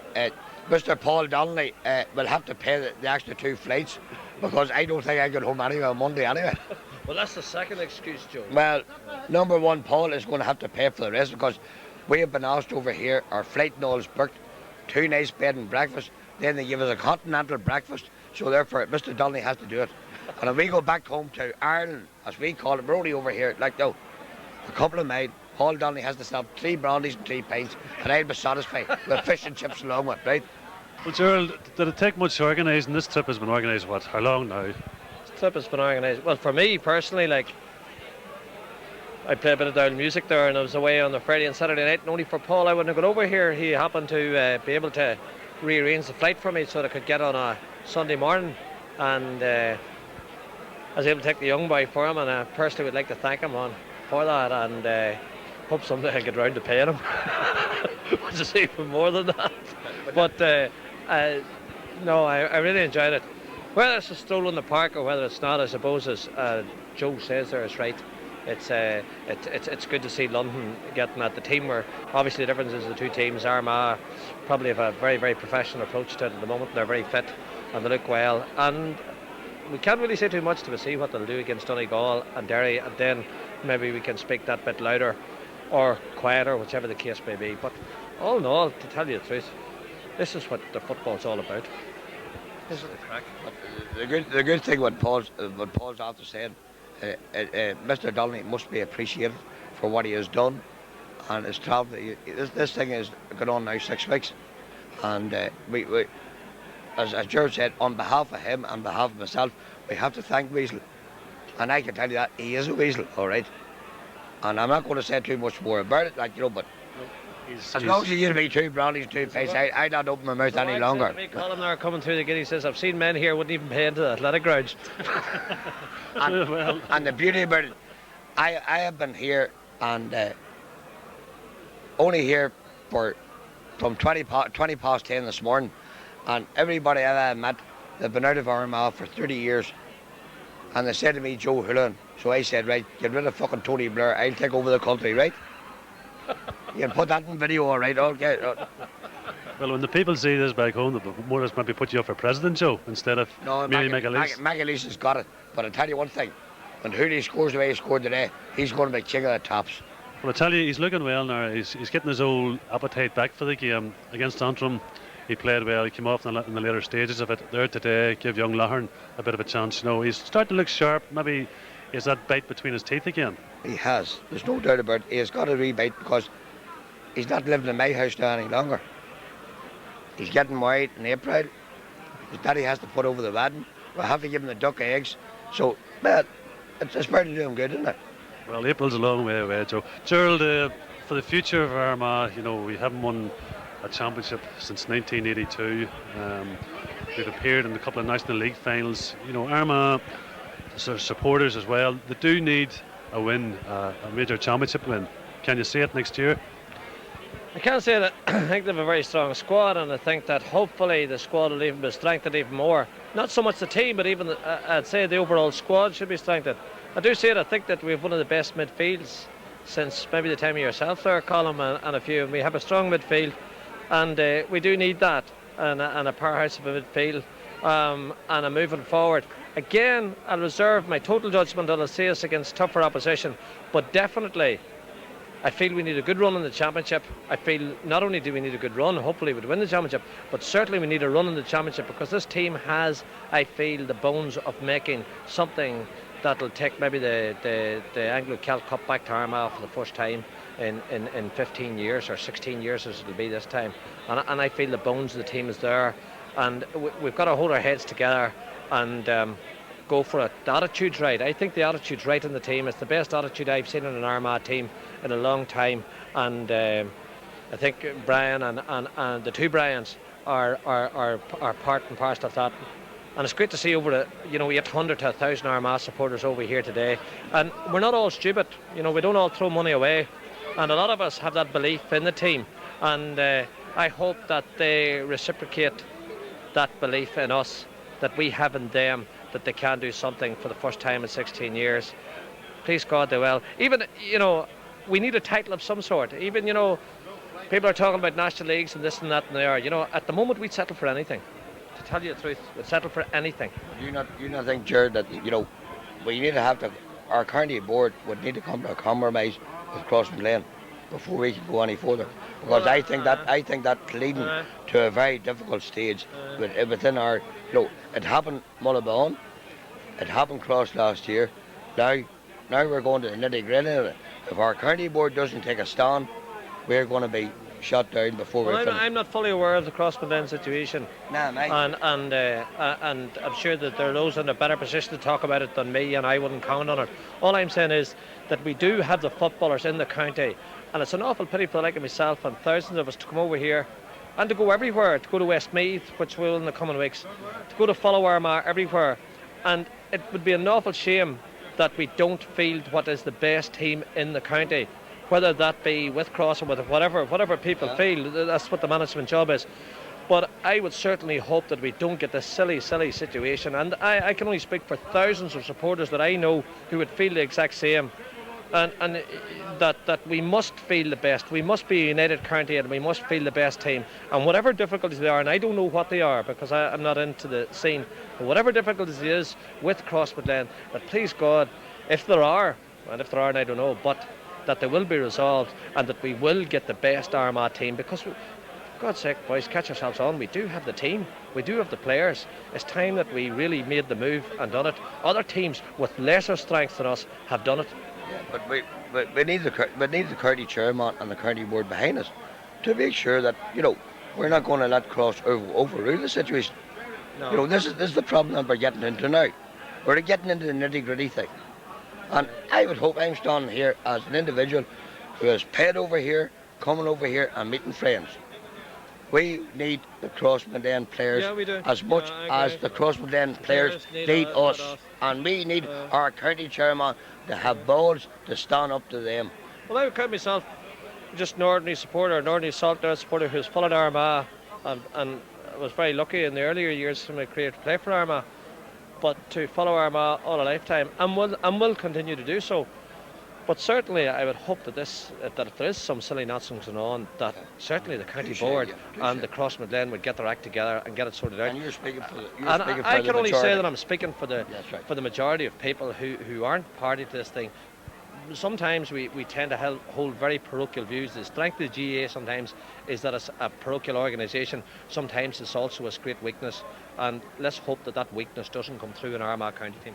Well, gentlemen, let's hope that the powers that be gets it all resolved, and I dare say the two Brians, Canavan and McAlinton, will love us for our comments more or less for next year's championship. But I dare say they'll be taking more or less one step at a time, one game at a time, in this forthcoming National League to get their team ready for the championship. There's a lot of old buddies in there, Joe and Gerald. I dare say we'll have to go in and more or less have a few words with them too. Let us put it this way, Colin. There's an awful lot of drinking but drunk, and that's why I've lost my voice. And you see, if I get it back, I'm going to sing the same thing I sung last night, right? Good night, goodbye, and God bless you all. I remember you playing football. Joe, just before you go there, I want to hear you singing in here, because More Party Elbow has a gig next week, and we're short a singer, so we're looking helpers. Thanks very much, gentlemen. Have a good night. Right. Just more or less over in London this past 6 weeks. Could I have your name firstly? Sinead Quinn. From? Crossmaglen.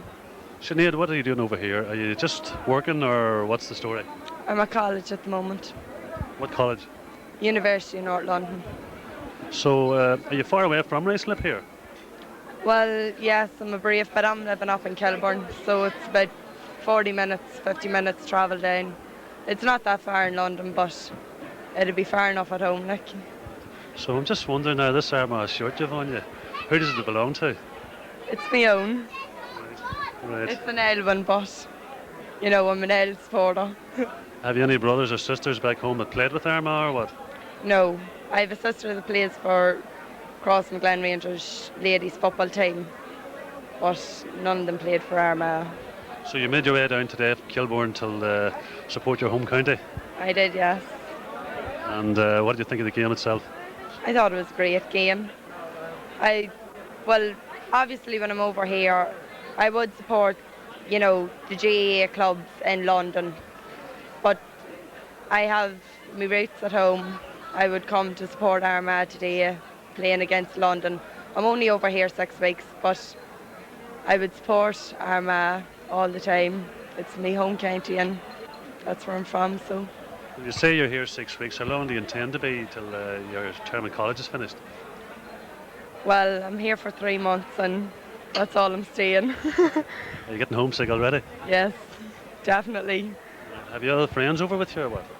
No, like I'm over on my own. I have friends down in the south of London, but like with work at the weekends and that, I can't get to see them that much, so I'm coming over here, fresh start, making new friends, so it's hard for me, like, but... You say Quinn.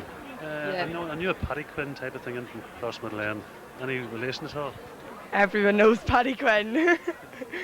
No, he's no relation, but everybody in Crossmaglen knows Paddy. He's a great man. Well, your club county, or your club there, just the other week there, Crossmaglen were beaten in the club championship semi-final against Argyll Kieran. Oh. You weren't over at it, I take it? No, I wasn't, but I heard all the news the minute the match was over. It was awful, but sure, we had a good run of luck. We won the All-Ireland. We got the Armagh after 11 years. We got the Armagh Championship, first time club championship, first time All-Ireland. We had a good run of luck. It had to run out sometime. We've a good team, but someone just had to come in and get that spot off us. So fair play to Argyll Kieran, and I wish them the best of luck, like, because I'll always, even though, you know, I supported Armagh, you know, Crossmaglen as the county team, it's where I'm from. I support Crossmaglen Rangers, but at the same time, if Argyll Kieran go on to be Ulster champions, I'll support them. It's the province, I'll support whoever who's going forward. Well, when all these Armagh folk head home to part tonight and tomorrow at Ursel, the tear in your eye, maybe you're wishing you're going with them? Yes, I definitely will. I've met a brave few now in here that are from Crossmaglen and from Cullavell, you know, surrounding areas around Crossmaglen, and I'm telling you, it's very hard to see them going home and me not going home with them. I wish I was going home with them, but sure, that's the way it is. I'm here and I may as well stay at the time. I have to get my education, so it's the best thing. As I said, there'll be better times ahead type of thing for you, but in saying that, all your friends are in there now and you better go and join them, because I dare say there's a few more stories will come out of today's match. Yeah, well, there's a few more pints to be drunk anyway. You're not drinking pints, are you? I am, surely. I'm from Crossmaglen. What if your mother's watching here? Well, my mother knows right well. All about me. She knows the tricks and antics I get up to. Right. Well, I'll go in here and talk to you later on anyway, Sinead. Nice speaking to you. Okay, Enjoy thank the rest you. of the evening. Right, bye-bye. Good girl yourself. Cathal, I'll just start with you first. 4-17 to 0-3. You got a point there this afternoon. You're putting words in my mouth. Disappointing? No, certainly not. Certainly not. I've been given a new role with Armagh this year at centre three quarters, and there's days, for example, when you're always going to be a provider more than a score taker, and today was one of those days where I felt that I provided more than I actually scored myself. And the next day may be totally different. Hopefully I'll get myself on the score sheet more, but the most important thing at the end of the day is 2 points in London, 2 points for Armagh. We've had a very constructive start to the league, and I would expect us now to build on this, and we have two very, very high scoring matches, which means we have the forwards who can put the scores on the board, and we're not reliant on Cathal O'Rourke, John Campbell to get scores. We only get a point apiece today. Big Jeremy wished in there with 2-7 today, and we have Marty McQuillan coming on, getting a couple, Big Barry Duffy sinking a goal. So we're spreading it about, which is good for Armagh football, because in the past we've been heavily reliant on one or two individuals. So at this point in time, I think it's very good for us to see other people getting their names on the score sheet and getting high scores. 5-15, as you say, in the first match against Antrim. You contributed, I think it was a goal and 5 points or something like that. But a few of your points were from long range. You never really got any long range points today. You know, you were trying, were you? Yeah, well, certainly I found myself actually in the scoring range where I was against Antrim, but I felt today that just, you know, the sort of day where maybe the 50 was further out, if you know what I mean, than the actual one in Lurgan. And you have to be sensible on a day like that there, and we wanted to say from the outset, basically get the ball into the danger men who were going to score goals and create scores, and John and Barry and Hooley are them men. So our ploy at the start was to get the ball inside to the inside forwards and not be rooting about from 30, 40, 50 yards where the possibility was of giving the ball away. So that was the real game plan today, was to get the ball into the tight inside forwards and back them up and support them and take it from there. So the change of plan meant that, you know, we went with a focus today, and we played to a game plan, and it worked its sight. Just come into John here. John, you've just come back into the panel again. You seem to have settled in pretty well against Antrim and there today, this afternoon against London. Well, it's easy if the game's played right. Like, a lot of boys doing everything simple and it makes the game a lot easier, you know. Just it wouldn't have been easy for you sort of coming back into the panel again, you know, another new face, another name, but you have seemed to be getting on well. The boys seem to have adapted to you.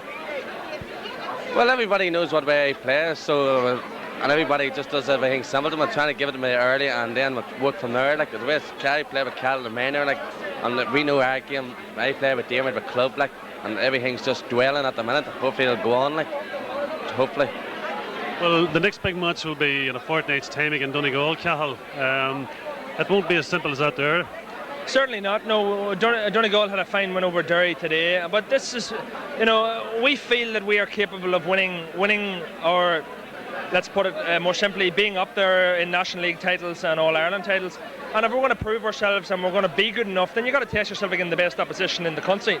And without a shadow of a doubt, at the moment, Donegal are grooming new talent under Declan Bonner. They're a fantastic team from the early 90s, and they've got a depth of talent, something like Armagh. So if we don't test ourselves against the likes of Donegal, then it'll show us exactly where we're at and what we have to do. But I feel at the moment these two wins will have done us the power of good. It'll really have stabilised our own feelings on how we want to play football.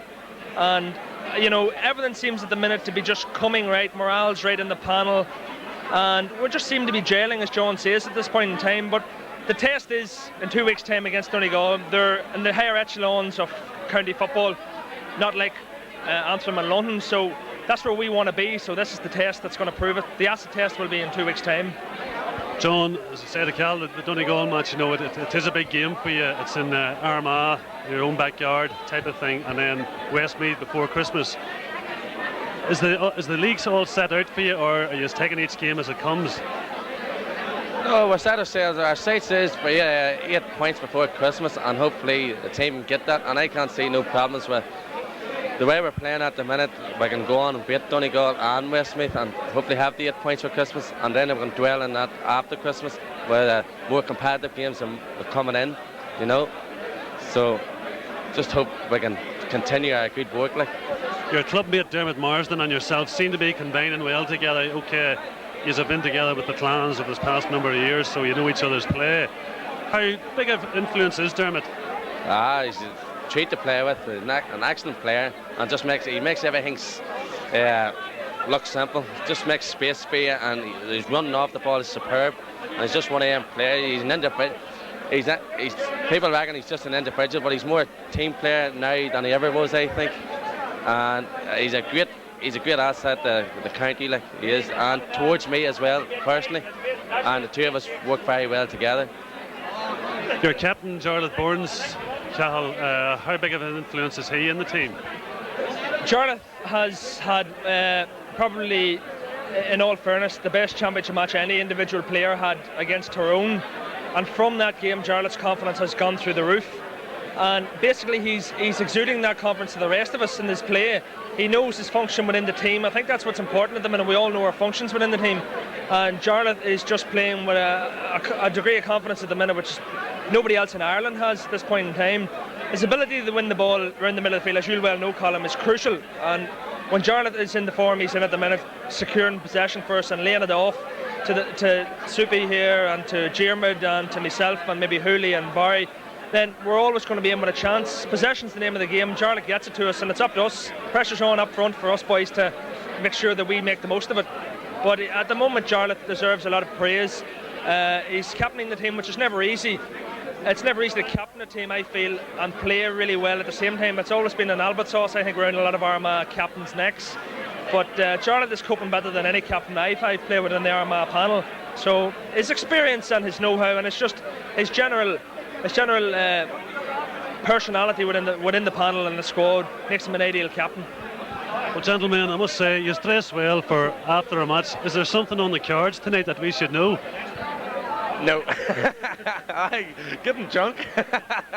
Well, Soupy knows all the secrets. I'm just following him. Well, you've got the match out of the way. It's time to unwind type of thing, so I dare say it'll be party time. The players deserve it. Well, I came here, it's very professional, and I'm a deserve a sociable drink afterwards, you know. Well, funny enough, I remember my time when Joe Canning was there. I see Joe here this afternoon, so Joe might be looking about for you lads. Well, Joe will definitely keep an eye on you, but I think at this stage maybe Joe's got fed up running after the likes of Colin McKinstry in his time, so I think he's eased off slightly, Colin, and he's letting the likes of me and John then go our own separate way. I think he's been daddy figure for long enough now, so we're snipping about so that he won't see us. Well, boys, thanks very much, and enjoy the rest of the weekend. Thanks very much, Colin. Okay. Resident in England this past 10 years. Could I have your name? It's longer than that, actually. It's 43. 43? Yes.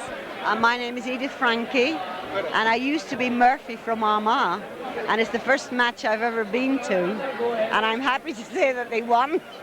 Well, have you still family over in Armagh then? Of course I have. I've got 2 brothers, and all my relations, cousins, second cousins, whatever, Longstone, Drumbreda, all around the area. Right. Is it long since you've been back in Armagh then? No, only in August of this year. I go home every year because my mother passed away 2 years ago, and she was the oldest member. She was 93 years of age, and she died in June 2 years ago. So you ventured down today to see a few old Yes, I did. My first ever football match. Right. Gaelic or whatever. Yeah. You know? Surprising, the first Gaelic football match, and you more or less originally from Drumbreda in Armagh. Well, actually, it wasn't Drumbreda. My mother lived in Drumbreda in the later years, but we all originated from a place called Gillis Row. I don't think it exists anymore. Gillis Row, that's down by... down near the Mill Row by the Hearts Club. Right. And I don't think it exists anymore. I'm only an import into Armagh, you see, so yeah, well, I'm so originally... whereabouts? I'm from Lurgan. Lurgan, but right. as I say, I'm only an import, and I'm only getting familiarised now with it. But Gillis Road, as you say, that's around the Harps area. The Harps Club is Gillis Road. The Harps Club is built down the bottom of Gillis Road. And that would have been Jackie Cadwell there. Oh, Jackie Cadwell goes back a long, long time. When we learned to dance, in Armagh City Hall. And Jackie Cadwell was like the godfather. He always made sure that we all got home at a certain time, because Jackie lived in Gillis Terrace and we lived in Gillis Road. Well, the people back home more or less looking into this, have you any words from them? Have I any words? Any words for them? Yeah. For them? I love them and miss them all, and hopefully I will go back to retire there in March of next year. Everyone will look forward to that. Have you met people here type of thing? Oh yes, people I haven't met for about 40 years. I met them today, and they haven't changed a bit, and I hope that I haven't either. Oh, that's great words. Thank you very much. So I wish you the best, and thank you. I'd like to celebrate with the rest. Nice to meet you. I have a few Armagh contingents around me here, so I have. Paddy, a convincing win this afternoon. Very good, Colin. Very good. And I have to say, fair play to London.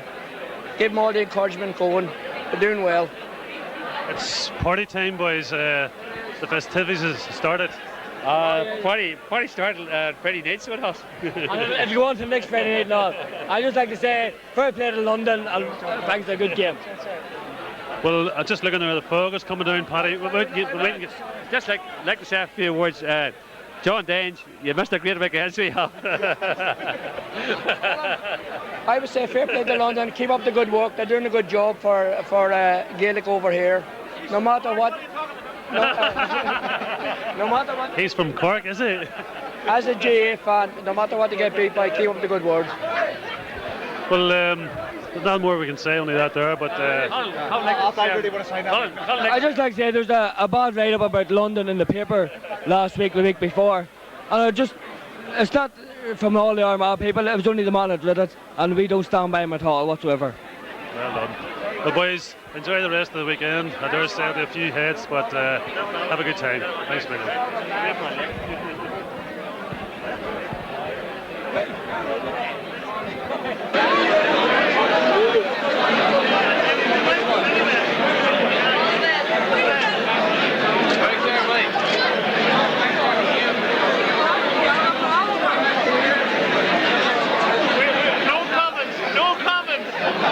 No comments here. What do you have an Armagh?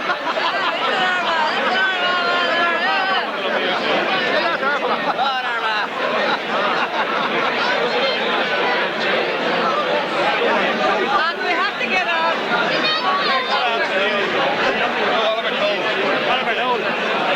Any videos of That's enough.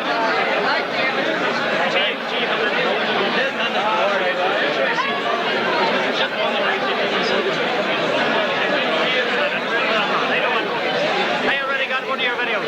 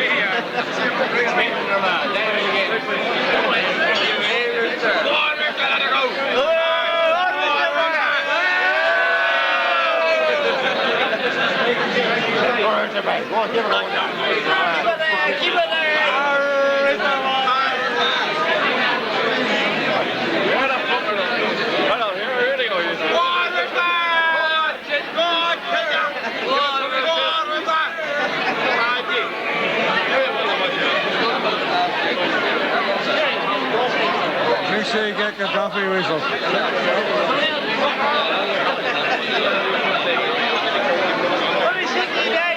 I don't like it. When they went to the games, they said, you want a tip, they'll give you this one bag horse. I said, that's the tip. Just drop it. Found another pub. They gave, and I was fed up with no tipping rank, because I'd be quite honest with you. I think somebody deserves something a bit more. I do something a bit more. Who will you give it?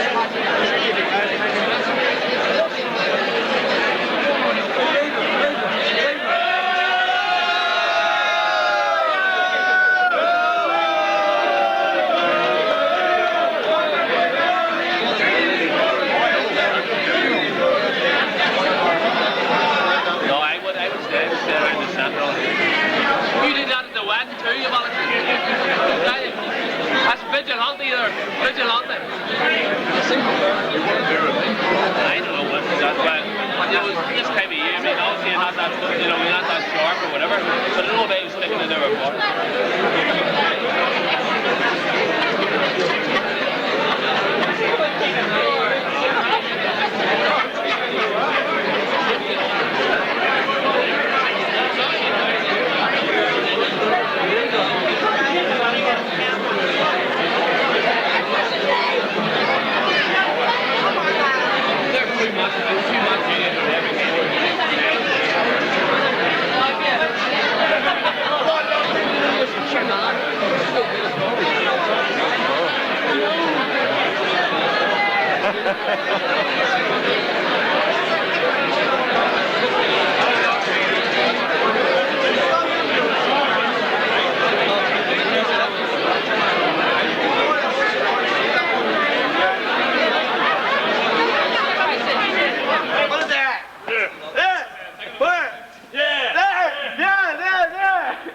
Like, let's see why.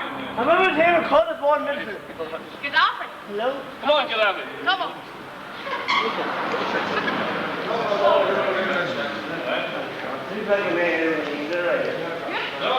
They come. This here. Anywhere but do where? Anywhere.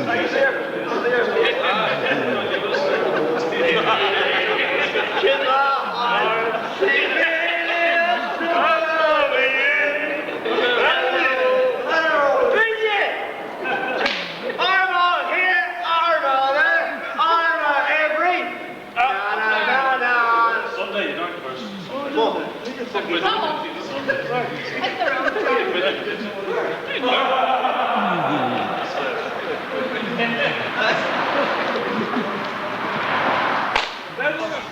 You could explain to people you're up there in London, you can't smooth me Jack McCross. Oh, man. Oh, man.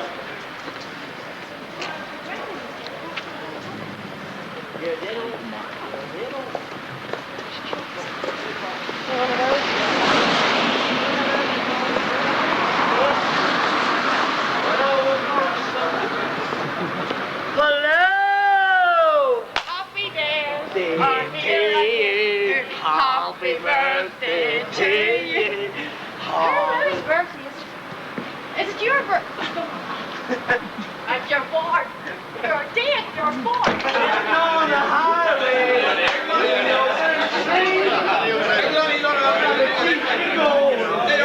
Hear my baby sing. Raise the Amarillo.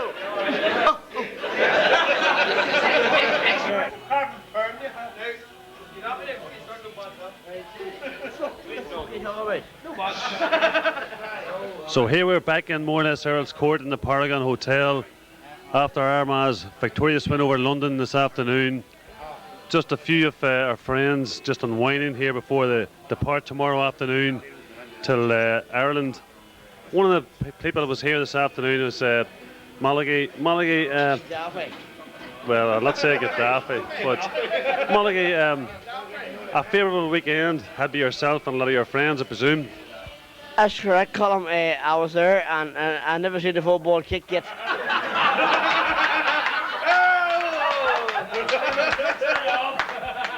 Well, the match was 60 minutes, so it was, and you never seen a football kicked. Where were you for that 60 minutes then? I was landing back in Earl's Court. Well, actually, loaded the gates and blocked the ears. But do you mean to tell me that you flew from Ireland?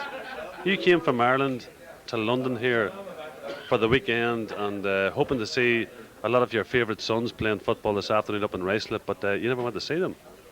Oh, what do you mean, my sons? Your favourite sons. My favourite sons? Correct. I don't give a fucking. Oh, sorry. I don't care. That's correct. I call him. Can I have that the microphone 2 seconds? No. Right, here we go, Mexico. No, honestly, God, I didn't. Well, you know, Jack Charlton was sacked for a thing with more or less with Ireland, so he was, and quite a few of us couldn't maybe sacked over this here, so we'll do. But you know, on a more serious note, you didn't see the match then this afternoon. That is correct. No, I'll tell you about the net column. I never even come over to see the match. I just come over to get loaded to the gates and block the ears. Well, if a few of the boys more or less at the same time here with me, hopefully that they did come to see the match this afternoon.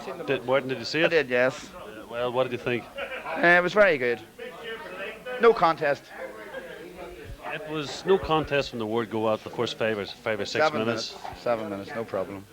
But Armagh, Jerry, well, it's not Jerry Adams there, but a lot of people sort of took him for that there last night. I think it was up in Kilburn, wasn't it? And he milked it. Only a wee song here, Tom. Well, tell me, I believe you were signing autographs up in Kilburn last night. Autographs in Kilburn last night, definitely was. Any particular reason why that was? Oh, I was looking at telephone numbers.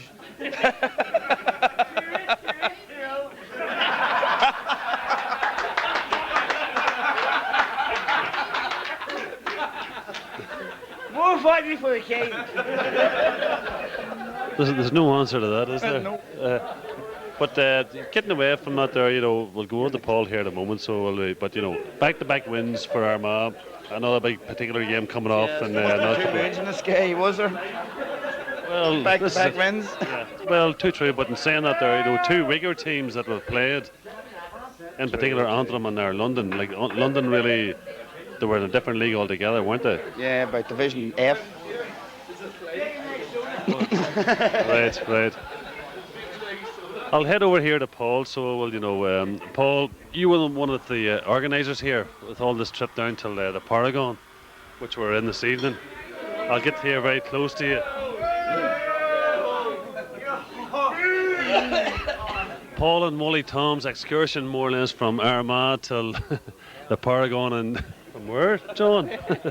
Paul, a successful weekend. Very successful. Martin Johnson gave me £100 to get 2 ladies for him in Soho, and he's got 2 of them he got 3 for £100. So very successful. Well, I see Martin start to. I see Martin. I'm going to be talking to John O'Kane here in a moment, so I don't know what his response is going to be to that there. But Paul, I presume there may be another few trips in the future for that there, is there? There'll be a few more trips coming up now. That's in the near future. I don't know where we're going. We'll just have to see whether. I have to see Maliki Gaddafi here to see where we're going. Well, I presume there it's football orientated, which we all want to have a bit of football crack and all that carry on and unwinding, as I say, getting away for the weekend. But in saying that, our whole heart really behind this here is the love of the Gaelic football with Armagh. Yeah, that's true. Yeah, everybody wanted to go and see the match, and I think they all enjoyed it, and I hope they all enjoyed it. And there'll be many more. There's a bit of crack along the way, and mixed too. But speaking to a lot of people there this afternoon, type of thing, with the match, and I think it was a lot of old friends, more or less acquainted, and acquaintances more or less met, and there will be a lot of socialising later on. And as I say, this could go on for another little while, but it's been a successful weekend.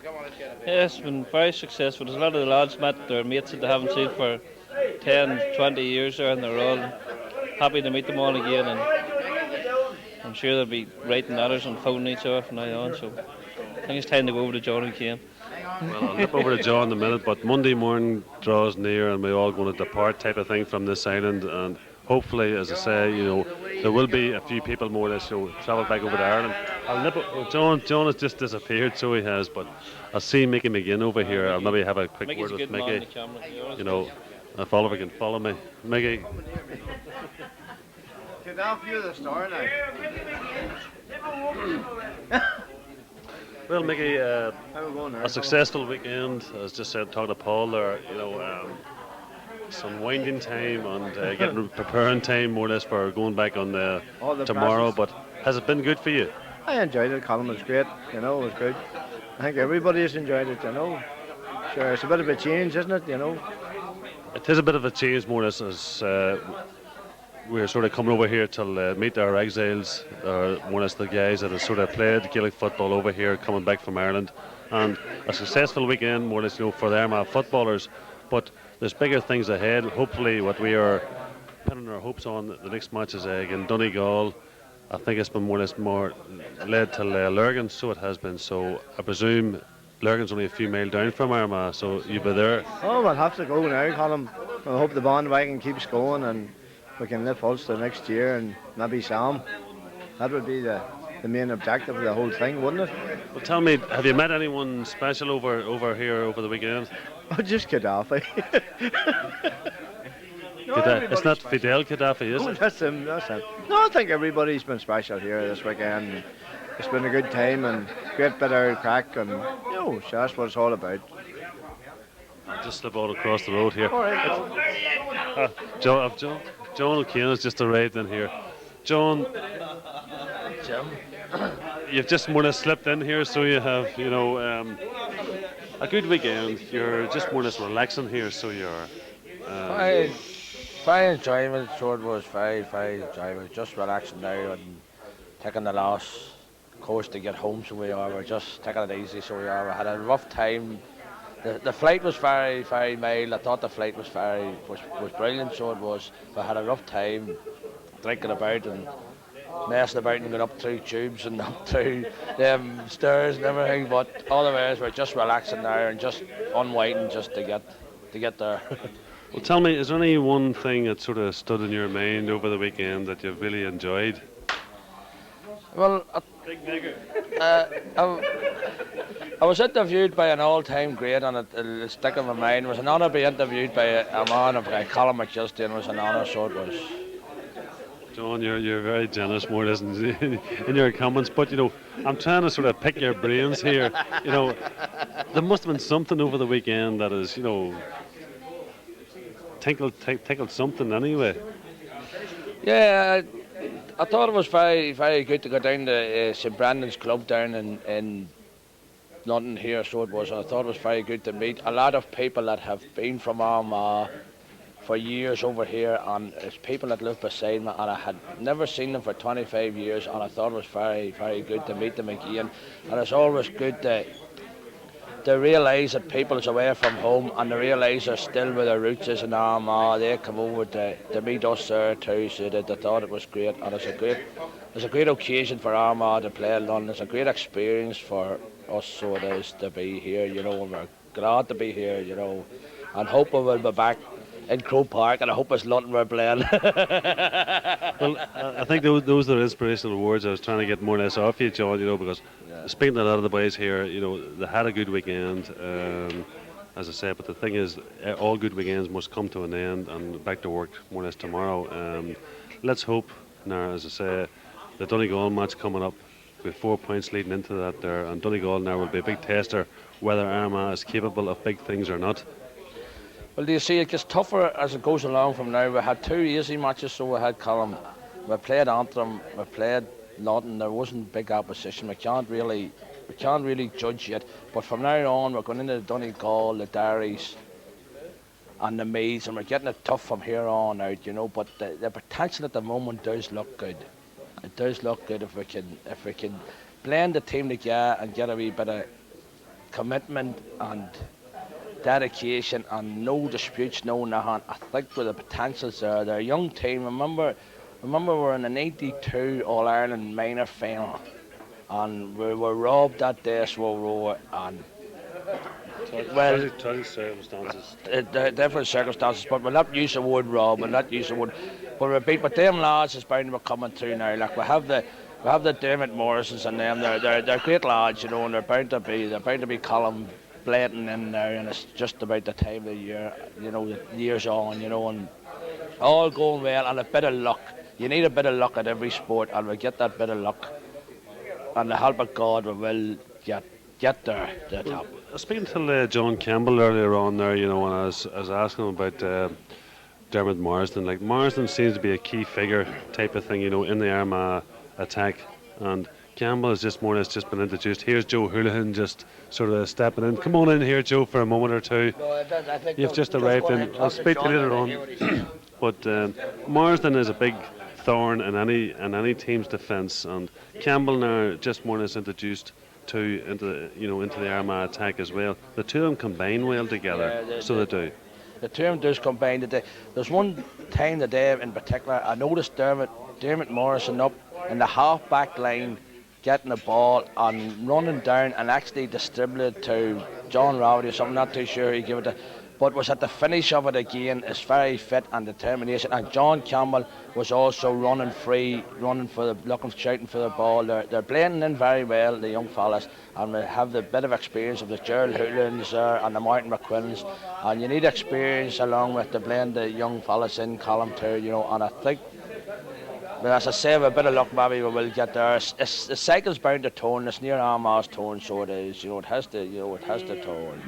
But strangely enough, I was walking up the road there with Paul Donnelly, yourself, Paul of Wally Toms, and Mickey McGinn and co. And Paul just informed me that during the proceeds of the match, in particular at half time, Jarlath Burns was replaced. Now, I didn't see Jarlath been missed, but there was a few substitutions that came in. But Paul informed me that Jarlath Burns' wife had sort of just given birth to a baby, and Jarlath was whisked away at half time.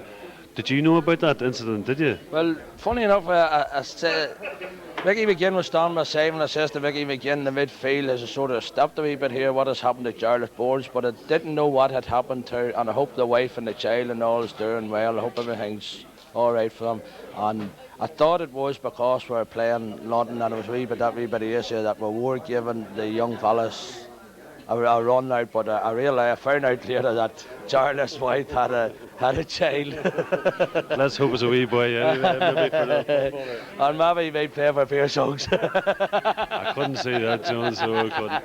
Well, I seen your fella anyway, but I see your fella John is more, he's just married there too, so he is, and he's married a Tyrone woman. Am I right in saying that there? That's right, he's married a Tyrone woman. He's living down Coal Island now, but he's not taking the 30 pieces of silver. He's going for an operation on the knee at the moment, and he's to go at the end of this month for an operation, and all going well, he will get on that Armagh team. Note the Armagh team, not the Tyrone one. Is that where the 30 pieces of silver comes in? That's the 30 pieces of silver. If it had been made, 29 would have done that. Well, here, I'll let you unwind here with the rest of the boys, but I'll filter through here with the rest. Well, it was nice meeting you anyway, Colin, and you too, Oliver, the cameraman. Thanks a million. This afternoon, boys, the match, I take it you're up at it this afternoon, were you? No, we went sightseeing. So I hope the wives aren't watching this, because we went into Leicester Square and got a couple of women and we're seeing the sights, So if Sheila and Rita's looking, tough shit, because we're in London, not Armagh, and what the hell. Weasel said, boys, go and enjoy yourselves. So we're talking about the word, So we met him this morning. We said, Weasel, we'd like to go and enjoy ourselves, but we're a wee bit short. Boys, I told you, here, there's a lakh of pound. For fuck's sake, go out and enjoy it. So Brian here and Sheila's finished, But Leicester Square surely is not the place to go in London. Well, we just happened. The first place we got there when we got off that bloody tube, we're tubing here and tubing there, and Tubes fucking everywhere. Tubes everywhere, No bit of banter coming back from this here, so there's Brian. You didn't get to the match then, I take it? No, we didn't get to the match at all. No. We went to Shaftesbury Square. I know. It's all the same. There's water everywhere. I know there's a lot of water and squares in and around London type of thing, but you gotta get your priorities right before you get back home. The reason we didn't go to the match, it was a foregone conclusion. Armagh's a good team, and we said, well, we're in London, why not see a bit of the sights, because we can see Armagh any time at home. And really, to be honest, if London had beaten Armagh, then we would have said, well, we've missed something. But since the score turned out the way it was, we didn't miss nothing. Well, a lot of the boys and a lot of people was up at the match today. They met someone special, so that friends from back home or whatever. You two boys were down sightseeing. Did you meet anyone special? Well, definitely someone special. It cost us, mind you, but they were special. They can come home next year. We give them an address and all, so no problem. They can come home, Well, maybe a few eyes turned then when they more or less arrived back in Armagh. Well, these things happen. These things happen, You get away. There's divorces everywhere, isn't there? Well, it's not that we're not trying to tie into that there, but and saying that when you get away, you try to enjoy yourself, and wine is especially. That's what it's all about. That's what it's all about. It's the first time. Take them home, there's a bed for them, The last time I was out of Armagh, I was out of Armagh was in '77 when Armagh got to the All Ireland final.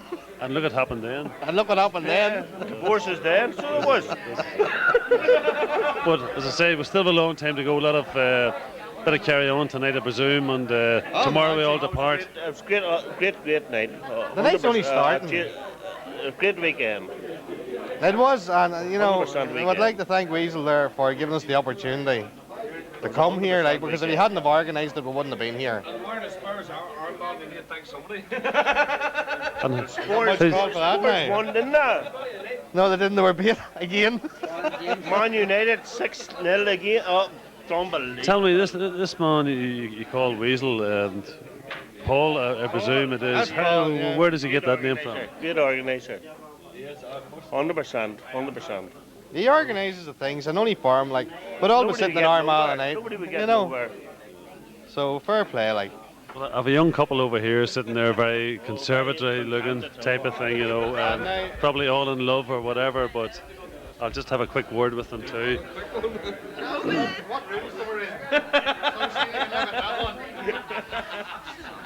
A nice weekend, had be yourself. Yes, it was great. It was. Yeah. Brilliant sights. Oh, it's first class. The sights, went to see the sights. Sure, you only hear them once, like, so why not? Well, as you say, the sights of London or whatever. Oh, the sights of London, yeah. Big Ben, the House of Parliaments, you know, Trafalgar Square, the whole lot, like. Take it. Yeah. Did you get to the match at all? No, we didn't. We're sightseeing today. Yeah. Yeah. Single beds, definitely. I know, that's my father. Would you keep quiet? That's all right. We know what these two were up to. Well, tell me, are you into football at all? Do you follow the football? We do. At home I would follow it, but seeing that we're in London for the first time. What club? Sorry? What club? What club? I can't really say. You see, he's the Pierce Oaks, but my father's a Harps man, so I'm stuck in the middle. I played for the Harps, played for the Oaks. Tied everyone. He's on a will. So you're still available? Oh, still available. And yourself? No, maybe. No, you're not available tonight. You're okay. I don't mean that. But it's been a successful weekend. I'll take it then for the two of you. But no, I haven't got shopping yet. I'm going tomorrow. Believe me. Well then, can I look for a ring in your finger then when you go to shop? Clothes, I mean. No, clothes. Believe me. Sorry, it's your round. No, I didn't mean to put you in the spot there, but you know, just the way you said that there. No, shopping for clothes. So you'll come back again to London? Yeah. Oh yeah. Maybe the next time you come back, you'll watch her. So you can see them anywhere. No. If the competition was there, like the last match London played, they were a bit like they were navigated, like, you know. So like, you know, what do you say? No, it was serious, like, but if Armagh had been beat, like, would have said like we missed something, but like we didn't miss nothing. Like. I think everyone sort of took Everybody said after the first 10 minutes, like it was the game. You know, the game was over now. So we didn't miss nothing. Like. You know? Well, as you said, more or less, the game was over after 6 or 7 minutes type of thing, and a lot of people were coming over for the weekend, maybe shopping or whatever, as you did, but I don't see any diamonds on your fingers. Maybe the next time you're over... No, you're not. Maybe the next time you see her, they will. Not if I can help it. Well, let's enjoy the rest of the weekend anyway, okay? Oh, the nights are We're now here sitting in London in an hotel in the Paragon, and who's just walked in only? We're at the Armagh match, but the great Colin McChesney just walked in. He's been on it, and can I ask you, Colin, what do you think of the game today, Colin, that you were at Armagh in London?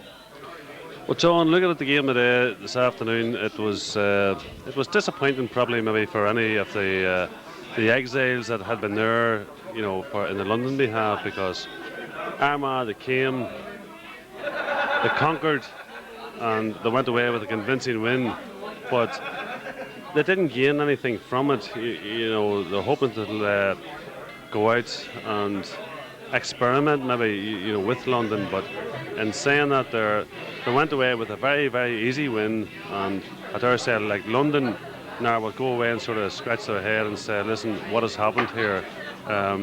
Where do we go from here? Because their next match in particular will be against Derry, another hard match. I think it's up in Celtic Park, and you know, back-to-back wins for Antrim and London, but there again, their next match, Armagh's next match, will be again Donegal. So they've really learned nothing from it, so they haven't. But surely, Colin, you know what they say, a win's a win, and if you're winning, you're still getting confidence in the team and all. Would you not agree that there have been confidence by winning?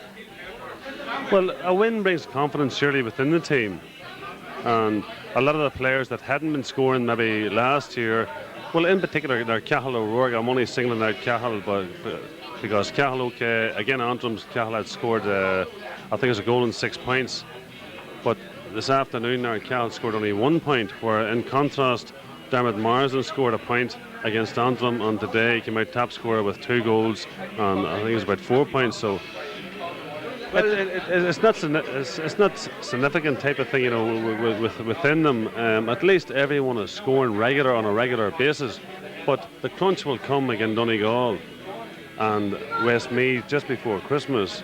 But I think Michael Linden and Canavan has set their stall out that 8 points before Christmas, take Christmas after that. There's only 2 teams goes up, as we all know.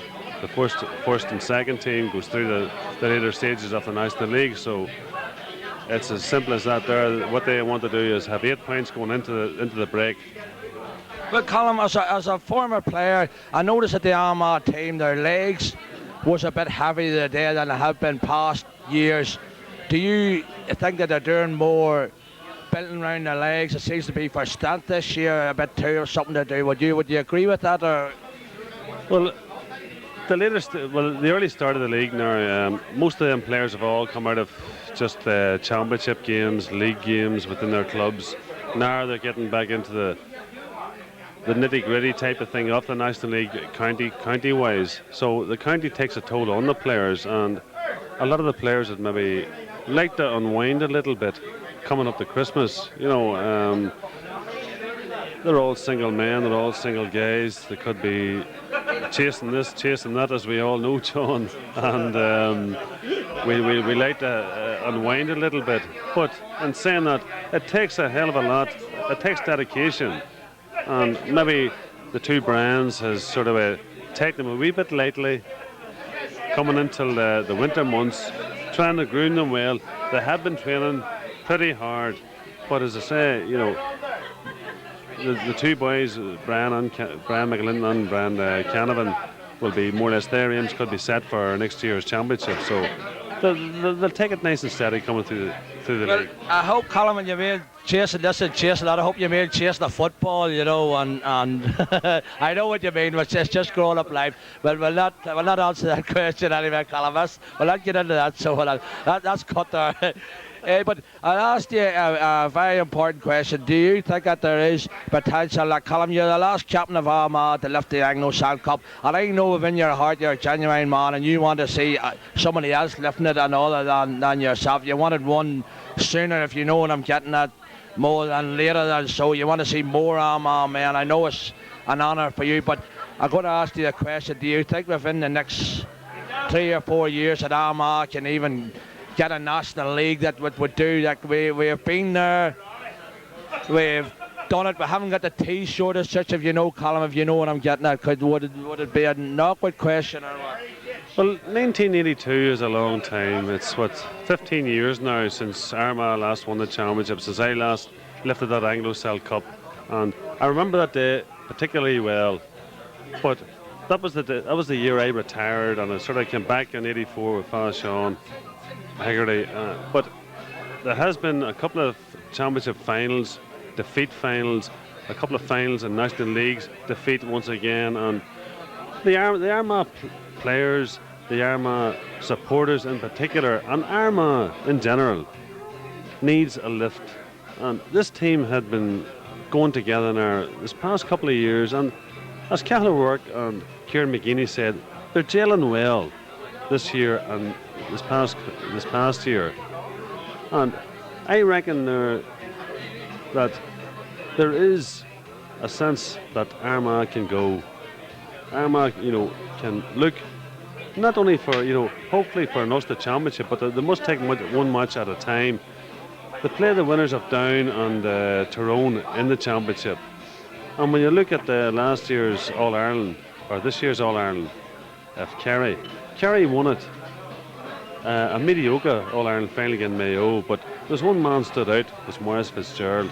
But Armagh has a lot of influential and potential players in the likes of the Marsdens. The Houligans, they say about Gerald Hoolihan is done and all that there, but Hoolihan is a father figure to the likes of these young players. likes of Charlotte Bournes in around the middle, the McNultys, the McCanns, Armagh really has something going for them. And if they can get their act together, and in particular, we're talking about the Cross-McLean players there, so we can, bring those in there, and as such, let's build for the championship, and let's go for it, because All Ireland Uncle Sam is waiting, and it's a long, long time.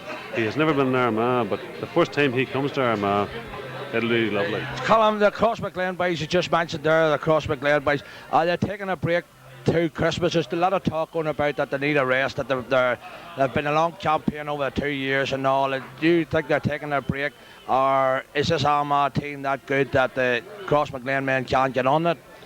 Well, no, Armagh County team needs a big panel, they need a strong panel, and the Cross boys have been out with their club this past couple of years, and I dare say they relish now that they're okay, they're out of the club championship, and most of the players will relish the idea that let's have a wee break. But most of them, at the back of their mind too, will be looking back into the county panel, more or less, along with the likes of the Marsdens, the likes of the Jarlath Bournes. When you look at Oisin McConville, Oisin, a great potential match winner too, but Cahill O'Rourke equally up till, when one is pushing for the other. The likes of the McEntees pushing for a place in midfield. You have Jarlath Bournes and you have Kieran McKinney. So when one is pushing against the other, it brings out the best in a player. And hopefully, as I say, when those lads can get back into the team, but it's up to them to more or less push for a place, and it benefits Armagh, it benefits the support, and hopefully, as I say, Uncle Sam will be there. Colin, you mentioned Cahill O'Rourke there, Colin. Just mentioned Cahill O'Rourke. He learned how to take free kicks with the man from Australia. I don't know the man's name to be precise, but he seems to have got a more stronger with him now. He took a 14-yard free. Would this be the idea of it? Be more strength and just drop them in, or what? Is it good, or is he learning from it, do you reckon? I think Cahill has learned a hell of a lot, from, I know what you're saying, the rugby player. That was John Morrison's idea of bringing in this guy, and Roland Carlin from Cavan and all was up, type of thing, that particular Sunday, but there was a final on in Armagh that day, and I wasn't available to go to it. But Cahill is more or less, went to that course, and he showed his potential, again, Antrim. He had taken more than four or five long frees. Yes, that's what I was meaning. It seemed to be there from Antrim. He seemed to be carrying on, Colin, But today it wasn't. Was it more relaxed or what today? Today was more relaxed. It was a Sunday afternoon stroll. I looked at it myself. The boys were over for the weekend. The game was wrapped up after 7 minutes. So, as I said earlier on, Jarlath Bournes had got a phone call at half time. His wife was more or less just given birth, and Jarlath duly stripped and changed and went to Heathrow and took the connecting flight. But Armagh has sort of adopted a positive attitude now, and let's hope that they can lead by example and go from there into the championship. Well, I'm just going to ask you another very important question. You just finished off this question. Could you give us a tip, please, for who will come out of Ulster in 1998? Your own opinion. I know you would love to see Armagh coming and going further and going everywhere. I know you'd love to see that from your heart. I know you're from old, but could you just tip your honestly, who do you think is going to win Ulster in 1998, Colin? Well, Ulster's never easy. I think every province in Ireland knows that. Munster, Leinster and Connacht, they all know that Ulster is the worst province to get out of. And it's hard to put back-to-back championships. Tyrone done it this past couple of years. Derry done it in 75, 76. Armagh came back 77 until 80 and 82. But in saying that, I reckon it's our turn. If we can put our heads together, get our act together, the county board, the whole lot's all behind them. And they know that, especially this weekend when they see more or less the support has come over. So I reckon Armagh won't be a bad bet If we can get 16-1, we got 16-1 in 1977, John, as you well know, and we all have a wee bet on it. We all were involved in that, so we all were involved in that. We'll go down to Graham's maybe on Monday morning or whatever, and we'll have a wee look. We won't be a bad bet. Tyrone and Cavan, they meet in the first round. We meet the winners. But I dare say, you mark my word, them boys have sort of mellowed, they've gelled, this year in particular. And I dare say the bits between their teeth, and let's hope they'll go and take at least the Anglo-Celt to the start. Well, thank you very much, Colin. Thank you very much. This is John O'Kane switching off in London from RTE. Thank you very much, Colin. Thank you.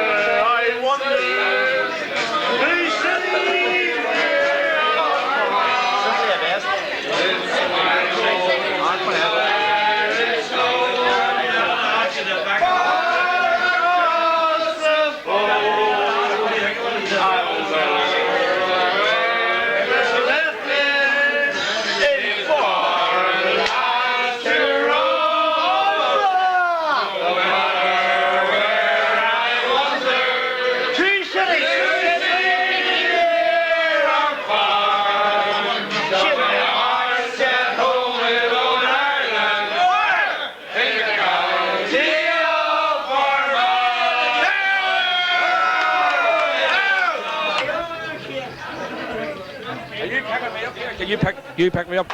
We're just switching off here in London, so we are sitting in London here on the. I'm not too sure of the date. But it's the 2nd of November, I think. But I'd like to on behalf of the weekend, we had a great weekend. So I'd like to thank Paul Donnelly for running this weekend for us. It was a great Paul Donnelly, the owner of Wooly Tom's Pub. And I'd also like to thank Colin McKisty for his work he done too. It was very, very good. I don't forget the cameraman, Oliver Toll. I know he was supposed to be in Carrickmacross, but he's here with us there in London, so he is. I can bear for it. But I have to finish up, honest to God, and this is in future times for years when you see us. This is a great memory to be in London, and we have to finish up for the one and only Paul Donnelly to sing a song here, so we have to. You got me mixed up with somebody else here. I can't sing. Not a note in my head. Monaghy, here, I'll sing a Monaghy. Javi sings first. Here, let Javi sing. Rose the morning, Rose the day. There's 1 for 6 counties in Ireland. His memory so on. His nature has love as his bounty. Tis the orchard of Burns Greenland. It's my own Irish home. You McKinsey. And go Load of stones. Where all the boss up the like the ashes of Brian Brew. It's my own Irish home. Far across the foam, although I've often in foreign lands to roam. No matter where I wander, Ruislip near or far, to my heart's at home in old Ireland, in the county of Armagh. I travel through Moncrief's county, through Newtown, Portkill, cross McLean. I ran by the gap of Mount Norris, and home by Blackwater again. Where the girls are so gay and so hearty, none better than Darren go bra. Ah, but where are the boys that can court them? The boys from the county Armagh. It's my own Irish home, far across the foam. Although I've often left it in foreign lands to roam. No matter where I wander, through city near or far, to me heart's at home in old Ireland, in the county of Armagh. Give me a kiss, boy. Came on me stealing, all the mice they were squealing, all in my cell on the old triangle. Went jingle, jangle, all around the banks of the Royal Canal. Early in the morning, the screws were bawling, sing it out, you bowsies, and clean out yourself. But that old triangle went jingle jangle all around the banks of the Royal Canal. In the female prison lay 75 women, and I wish among them that I did well. But that old triangle went jingle jangle all along the banks of the Royal Canal. What happens? What's the rest of it? That's it. Come on, Sean, boy.